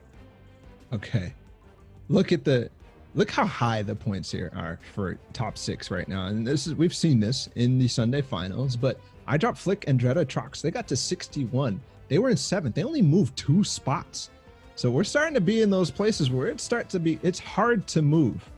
At the bottom of the leaderboard, though, in 6th place, Maggle, MXer, DMSick, and Viper, who are the surprises out of game 1 and 2. Really, they stuck the top of the leaderboard, but now they're all the way down into 6th. So the unknown team, or at least to me, the French team, we're doing very, very, very well. All of a sudden, they're still doing well, but they're on the cusp. I think Andalux, 4-0 Norwood, DRG might be safe, just given that they're about 20 points between them and 7th. So they should be chilling, depending on what happens. But, you know, everything can happen. It'd be so unfortunate, though, for Maggle, MX, or DMSick, and Viper to not qualify after such a good performance. That would be crazy. It would be unfortunate and sad. After having, you said, after having that great performance in the first couple games, to not being able to qualify, it'd be heartbreaking. It definitely, just from viewing, if you're playing in that mental, it's gonna be taxing. But I want to briefly go up to Kinzel. They are averaging 11 eliminations every single game, Bob. Yeah, that's absolutely absurd. I'm not sure if there's anybody who's averaging more than them. I'm gonna guess no, but yeah, we expected them to do this, and they are doing this. 11 elims per game is a ridiculous number. We are on the battle bus and ready to hop into game number 6, the final game here for heat number 1 of EU. We hope you guys have been enjoying the coverage, brought to you by Practice Server over on the NA East region. We are covering as much as we can. Today we're starting with EU, moving into NA East later today around 6 p.m. Eastern, and tomorrow we'll be back with more NA East coverage. And Sunday we'll be covering all of the finals. We'll be bringing in a variety of different casters, different voices, so you can all hear the people that you guys like to hear. And we'll continue forward. Thankfully, if you look at the top right, 100 players have connected to the game. No crashes, no disconnects, at least as of yet. So we're in for a treat. I think it's the first time we've had the entire lobby connect, and luckily enough, it is in the last game. As you see the graphic pop up, it is the Train H squad, almost all but eliminated. 11 points after 5 games. Less than a quarter of their average points from the 2 qualifiers they played in. It's just really sad. Just unfortunate, not able to play their game to their fullest, as we do see them already getting knocked their Yagso going on down. Not looking good. You mentioned the switch that they had up to the north side, up to the orchard, rather than staying in, but hold on, they're cleaning up, and they actually saved the Yaksu, who's in the garage. He was almost got finished, but he didn't. And now the approach still comes in from the outside. Hey guys, we're seeing a preview. This might not be NA East, but we are defending the farm, that's for dang sure, because they cleaned up Train H onto the Zypher guys. The squad has been wiped and they've saved everybody. So again, really good for them. But given that qualifying range is around 50-ish points, 60-ish points even, there's no chance unless they get some... think about it, there's no chance, unfortunately, for them playing good, defending the farm, but it's all for naught. I mean, unless they were able to somehow get like a 30 elimination game in the victory, I think that's all for them as we swap over to 2. So he's a little bit behind, but we're going to see their drop spot. This is kind of a standard split here for EU. That Shanty Shack little EGO outpost there by Holly Hedges. You see this time and time again, this squad loves to do it. I don't think anybody has ever really contested them, so looking good. This is a squad that's on the cusp ball. They're within grasp of qualifying. That they are. You can do something, and we've seen them actually push into Slurpy Swamps plenty of times. See how their drop went. Now swapping over to Misty again. You see the power out of Misty because of the Kaizen, Clement, Stig, and Blackheat. Getting a lot of loot. Probably one of the spots with the most amount of chest spawns, the most amount of floor loot spawns in the game right now, if you contest and control the entire POI. So definitely favorable for these guys and contributing to why they're in 3rd place right now. Yeah, if you're able to get an entire, so they've not gotten this uncontested the entire time. We talked about this, but you said it was, you brought it up. The quickest off-squad elimination that we've seen, taking out the entire squad. They're feeling confident. You can tell they're vibing. They're doing super well. They've got this uncontested yet again, so look to see them perform again and again. A Bandy Cannon picked up as well. Maybe we'll see some zone plays. I would love to see him out of this squad, but if you're this squad and you want to secure your place in the final, all you got to do is win. You take home a win on 69 points, you're definitely going to pass the 81 there of Kensel, assuming they get eliminated right off the spawn. So looking to get the win as we move over to Ginza and company. Again, their standard drop. This is what they do every single time. They get their drop, they get a boat, and they rotate around the backside of zone. So last time they left their teammate Technique in zone. This time, let's see how the boats end up going. Probably, opted for some loot. They did well in that last game, and at 25 points, 55 being 6th place, they've also got to have something crazy to perform. But hey, at this point, get the experience, continue to try to do as best you can, and next time you'll have a better shot. Here, Heat 1 is coming down. This is the last game, the last opportunity for these guys to get top 6. Remember this point threshold. 55 points is where Maggle, MXR, DM-Sick, and company are at. And depending on how they perform, other teams can rise up too. As we move over to a squad that is looking again to qualify. Remember the fight with the top 6 standings. Indretta and company looking really good. Kraki uncontested yet again. Zone pulling nearby, not on top of them this time, but again, it's like when DRG and them get his 20 stand zone, they're lucky if it even comes in a little bit close. So they're going to be able to get a lot as we move over to Solar and Nikov, Lato, Airbus, and Sky. Again, another squad looking to maintain their position on the top of the leaderboard. I think they're going to do it. They're going to do it for sure. You can see the split in the top right. They're still in the looting phase. This is, of course, a delayed stream, so we're seeing in the past a little bit off the people who were watching. And it is going to get a nice upgrade there. Another update onto Andal X4 Nord and DRG. We thought that they were in range of falling out of 6th place, but now they look pretty safe at 67 points. Should be seeing them tomorrow or on Sunday. Another thing that's interesting too is that this heat, they get a whole break. They get a whole time to watch actually the rest of the action. And wow, firing on all cylinders is correct. 57 elims for this team, Mitro, CRR, Kinzel, and Falconly. 57. Their personal best being 63. They can instantly, just break records, really. The finals records is 75, I believe, by Crew, Chapix, Beehive, and Ritz in week number 2. Yeah, these guys, they're working hard to beat that. Now, still looking at Gionzla, and they rotate on the side. Here's the harpoon. We saw the fishing pole last time that they had when they were riding through here. They weren't able to really grab anything on the move, but here the harpoon gun easily cleans up and picks things up on the way. Yeah, and referencing back to Nitro, if they're averaging 11 eliminations a game, they're gonna break their personal record. It's gonna be what 68, and so if they have a pop off, they pull up 20 eliminations, easily break that record. We'll see if they're able to do so as we move over to Kenzen, Clement, this is Stig, and I believe it is Blackie there, as we do see they're really good. They have a great position in zone, already rotated very early on, super far ahead of where we would expect it to be, being all the way down by Misty. And they're looking to get some shots on this build fights and get some Storm Surge tags. Not really looking to engage much other than that. Okay, Nikov did just get an elim in the feed, but yeah, I have to wonder, what is this build fight? Maybe this is, teams deciding, hey, they have no hope of qualifying. Let's just full send in the last game. Sometimes you see that in these tournaments where they lose hope, essentially, which is unfortunate. Vato gets another one there, probably in a fight. Hopefully we can maybe catch that on the delayed stream that they're on.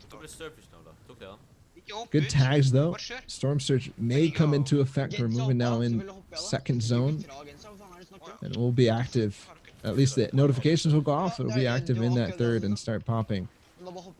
Safety factor of 11 players though, so I think we might be good, especially given that Vato and them are in a fight, and we also saw that build fight. Yeah, and I think Vato and them were in a fight with a Train Hard guys, if I remember the name, if I saw the name correctly. And that is, they're playing spoiler right now, right? A lot of players, you can call it, there's many names that you can call it, right? You can bring in controversies of briefing or throwing your game away, but it's playing spoiler, right? You realize, hey, we're going to play our best game. If we come across a team that we want to fight, we're just going to fight them. We don't have anything to lose at this point. It also tends to be the, the idea, like say Train H, for example, they need a 50-point game. Unheard of, for sure. But hey, if you're going to get a 50-point game, you better be W King. In the feed just now, Maggle with the snipe shot, Elim. That's going to be huge considering they have a possibility of being knocked out of qualification range here. We've seen this fight time and time again in replay mode, catching the retail row action. And I think the story that we've seen is, yes, it's been the Go team, the Gamers Origin guys, who have been fighting against Olsen. And every single time it's been going one or the other way.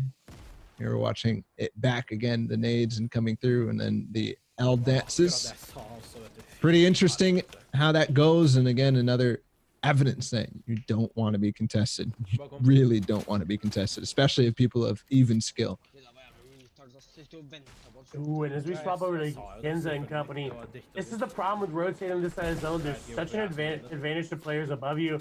It's just so easy to shoot down, and we do see Technique has been eliminated, and Dude's not sitting very healthy here. And is going to need to pop some shield as well as Noodle Kong. This was looking really good. I think a snipe just hit this man coming on through. We'll see. He does pop some shield as well, but nothing really to work with as shots continue to come through. This is not looking good here for them. And suddenly they found a team that they don't really want to fight, but that's going to be Jules getting taken down there by Genza, which is going to be huge because I think Jules and them were kind of in contention to maybe qualify if they had the perfect game ball. That's for sure. Fight's still ongoing. Nades coming in from all sorts of sides, and they're being held very hard. He's going to turn up the pressure, though. They found the box and the tag. That player wasn't even paying attention. He goes down and out. A little storm fight action here in game number 6. And we're accustomed to this in the last games of Fortnite tournaments. Now, he does lose the wall. Going to flip that back. And this is the thing that happens when you end up in storm fights. It's bad for everybody. We do hear the bandage guns go out, but this team, they've already got one knock. They might be able to get the revive and get into zone. It's not that far, but still, the amount of resources they had to spend there. Here, this is, slightly delayed. Maggle is in the feed there, getting eliminations too. Don't forget, that's the team that is in 6th place right now. We're looking at Solary. No nades for Nikov, which is a difference here. We're getting an update on to DM6, seeing exactly what the position is for them. This is first zone. They're not even outside of Lazy Lakes yet. And they've got 2 eliminations already. What is this? These tags at a distance. Don't forget who was over there. I think it was the Clement and Company team. They were that far, and they were actually taking shots at the build fight nearby. So as we hop back into streams, we'll take a look at what else is happening. Yes, that is Clement that they're getting tags on. Free tags for this team, and that's good. That means they're safe on Storm Surge if we see it in that 5th zone. Yeah, this team really is. It needs to find as much tags, as much quick elims as they can going into the late game. Because if they can make it into the late game with above 100 materials, 100 builds each, and they all have some shields to top up on, right? They definitely have a chance. As Sneakoff just gonna get absolutely beamed there. Caught a little off guard, maybe a little bit too greedy with the mats, but that was not looking good. That was not. Somebody encroached on their tunnel from the back. Not enough coverage on all sides, and they get tagged a little bit. Almost gets the snipe. Just a kind of a little jump scare, but pretty inconsequential as things go. Looking at the standings again, don't forget, really, a lot of the top 4 is solidified. They might change in terms of position, but they're probably qualifying. People out in 5th and 6th.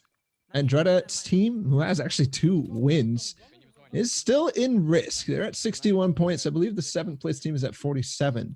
So depending on what happens for them, this could be trouble. I'm looking in the feed. I still see MXer and DM Sick and company popping off. They're in 6th. At 55 points.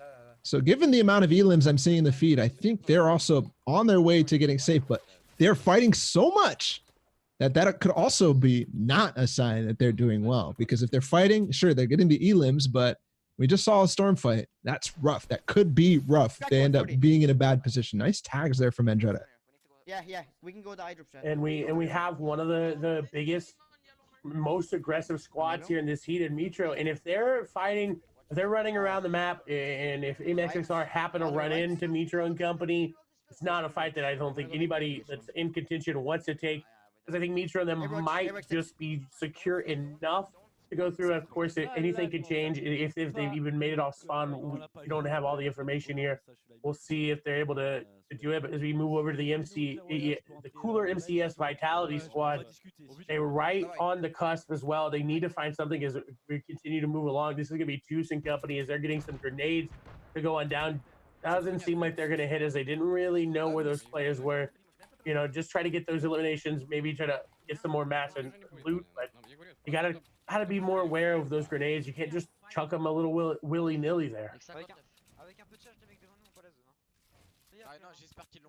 Clement, Kaizen, Stigo, and Blackie have a really, really good position in that 4th zone up on height, on edge. Very good for them. I did see a couple of trades on the Solary team who was in 2nd place, I believe, with 67 points, or no, 70 points. Don't forget, guys, this is the last game of the EU Heat 1. Next, we're going to be following the NA East Heat 1. That's going to be it for Friday. And tomorrow, we're going to be covering all of the NA East Heats. And, of course, Clay will be joining us for a couple of those, but also be covering a lot of the EU Heats, the Middle East Finals, the Brazil region. He'll be doing everything over on his stream, so make sure you go check that out. But for us, we'll be covering EU NA East, and in Sunday on the finals, we'll be covering NA West too. So make sure you tune back in later today for NA East. Teams that are in that heat are, of course, Zate, Saf, High Sky, and Commandment. The reigning champions, Vinny, Macwood, Calculator, and joined by Zexro. I mean, sorry, Vinny, but of course, Zexro is on that team too. The reigning champions of FNCS Trios, they'll be in that heat as well. So that's going to be a really, really good one. You don't want to miss that. At 6 p.m. Eastern, make sure you're back here. Yeah, it'll be interesting to see if they're able to, like you said, go back to back. Will they be the first ones? I think they have a chance, but again, it's going to be hard to beat Zate, Saf, and his squad there. As we move back over to Kaizen, Clement, Stig, and Blackie, I believe, as they're rotating into zone. Look, this is not looking good here on Kaizen's stream. He's got 60 brick and 73 metal. And it doesn't seem like he's getting matched there from his squad. Okay, he did get a little bit, but all of that is not looking good as an RPG is going to come right on in.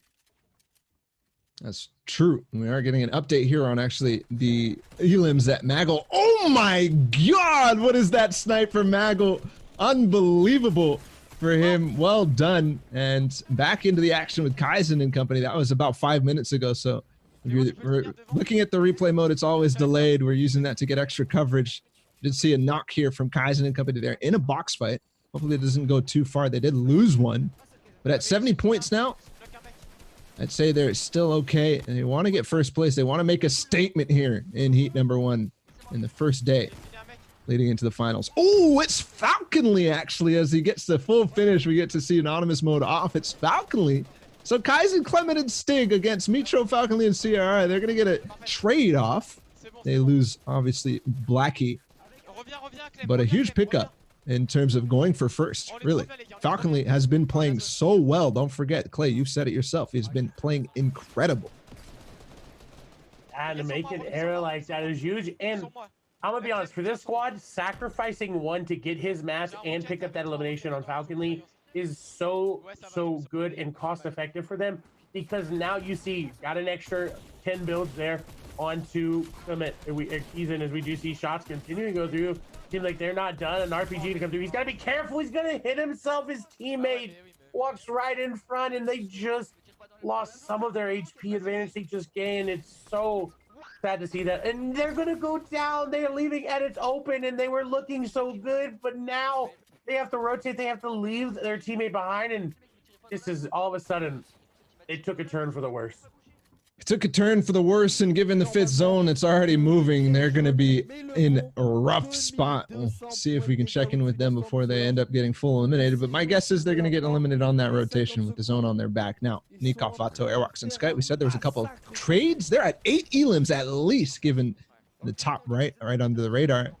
They're still not in zone, Kaizen and company. And this is, of course, the last stream that's like live for us, right? The last stream that's synced up and live. We do have, of course, more streams. We're going to cover it from there. They're slightly delayed to avoid stream sniping. But if these guys go down, we still got coverage, don't worry. But we're watching them because they're live and we know exactly what's happening. I think I just see Airwax and Vato combined for another 2 elims in this feed. So when we hop back to them in the delayed feed, we might pick that up. But in the meantime, Stig just got 2 elims of his own on the rotate. They made it in. And Zona's pulling back to them, which is going to be huge. So Stig clutching up, but quickly falls down there. Unfortunately, it's going to be all on the shoulders of Kizit. Oh, well, as I'm talking, he quickly gets eliminated there. So that's going to be it there from them. Their journey is over. As we move over to the solar restream here, Nikov did go down. Airwalks very low. They've got a chance now to take first if CR and company don't end up making it to the later portions of that game. It's possible that this team is going to end up in a tough spot on the rotate, given how far away that zone is. It was a little laggy, so we're going to swap off of that. This one a little bit too, but that's okay. We can still understand what's happening. We still cover the game, cover the action. Two's Patek, Cavato, and Fremont. They were on low ground, but they did get zoned, so they're going to build up to something that looks like it was out of zone. No, there is a team up there. Getting a little closer. They don't have to travel at all on this 5th zone.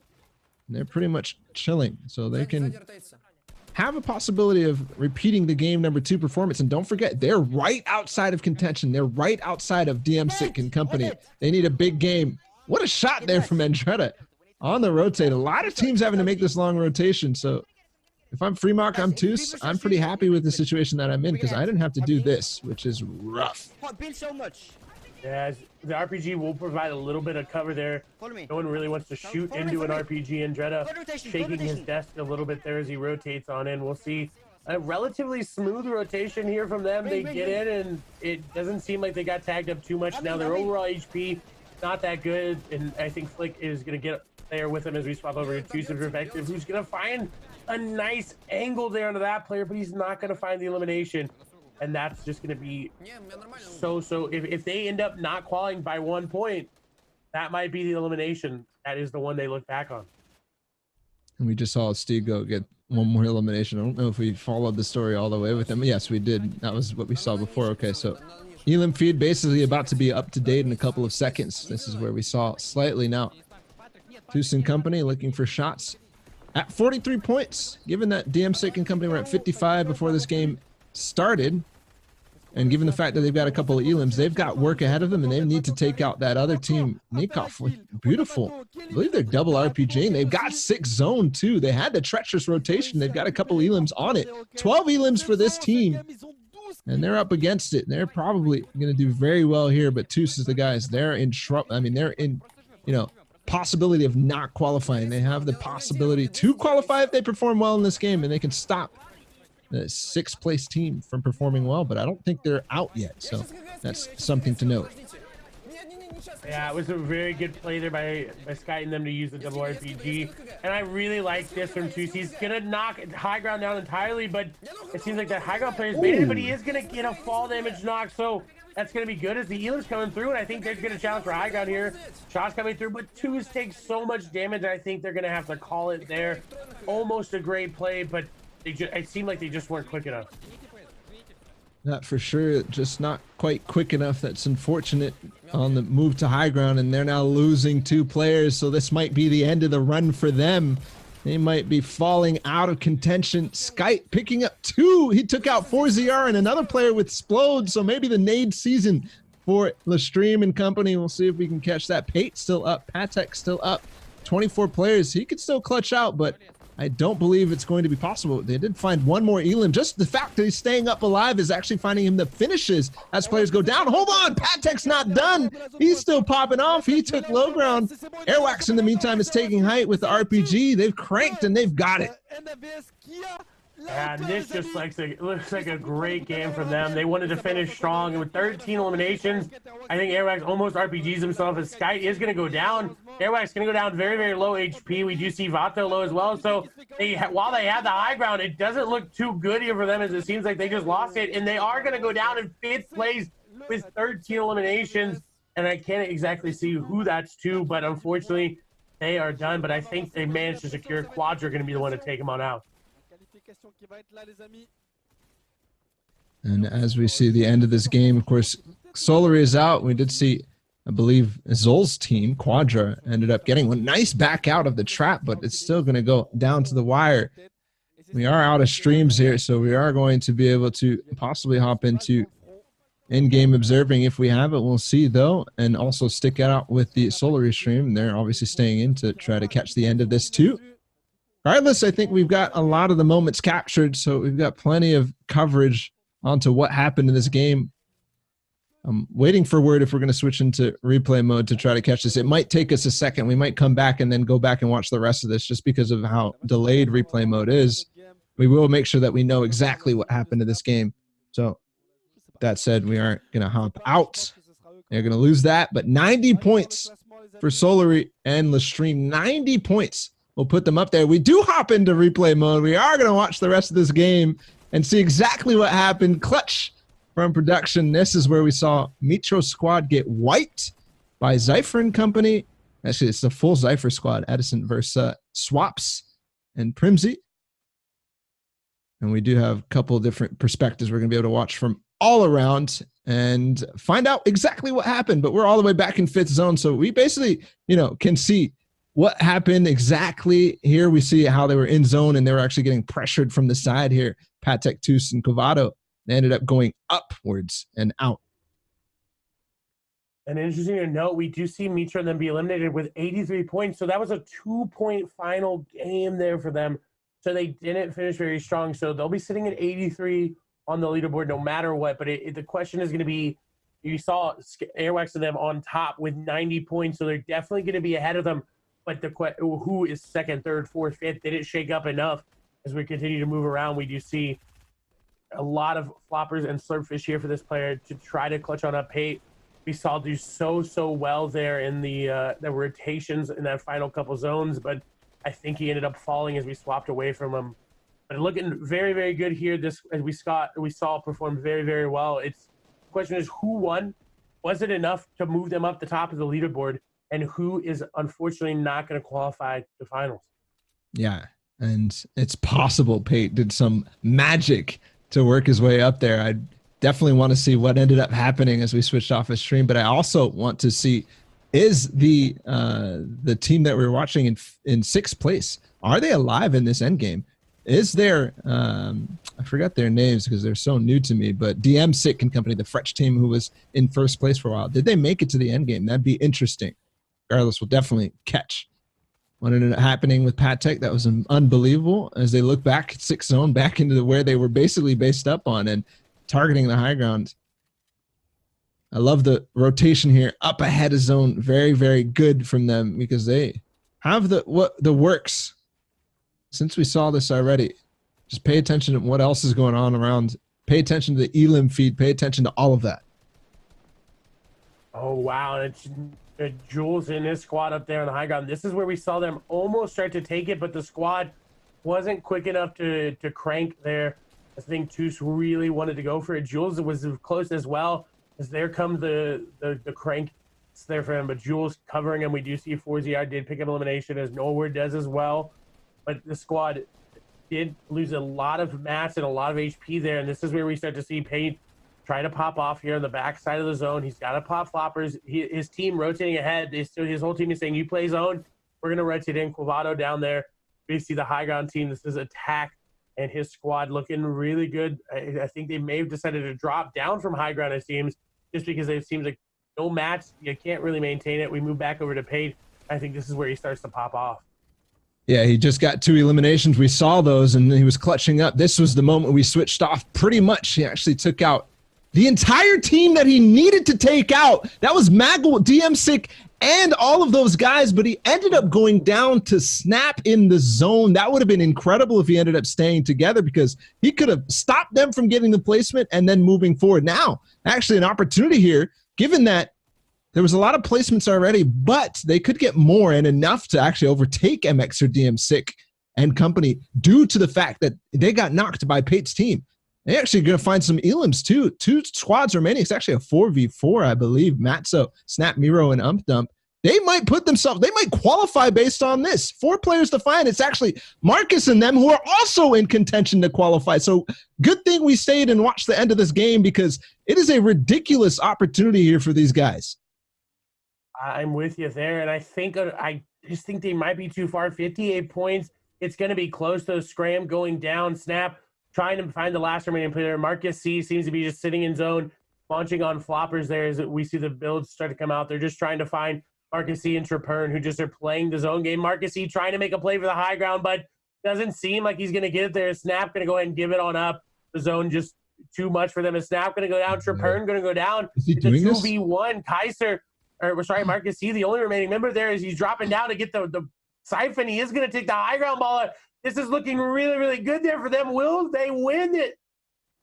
He could be clutching this 1v4 basically in the zone. He took high ground. There is RPGs back, but the tag's coming in. He still has build. Marcus can do this, and he could qualify from it, but no, he is going to go down.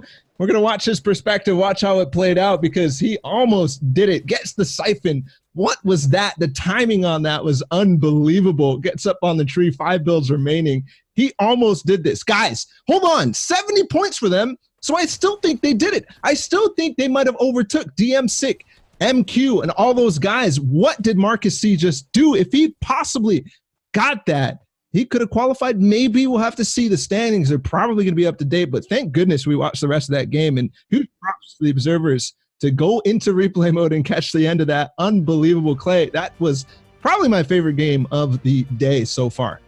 Yeah, Marcus C had to make a play. He had to do something there, and he did. And I think 70 points seems like it would be enough. Of course, we'll get you the leaderboards as soon as we can, but what a final game. We've seen Spence Garnet players do that time and time and again. Marcus C taking a play out of their book saying, hey, I'm going to take you home. I'm going to get this second place. And maybe if he hadn't gotten that second place, those extra placement points, he wouldn't have qualified. Maybe. I'm saying he qualified. I'm going to say right now, I'm going big. I think he did.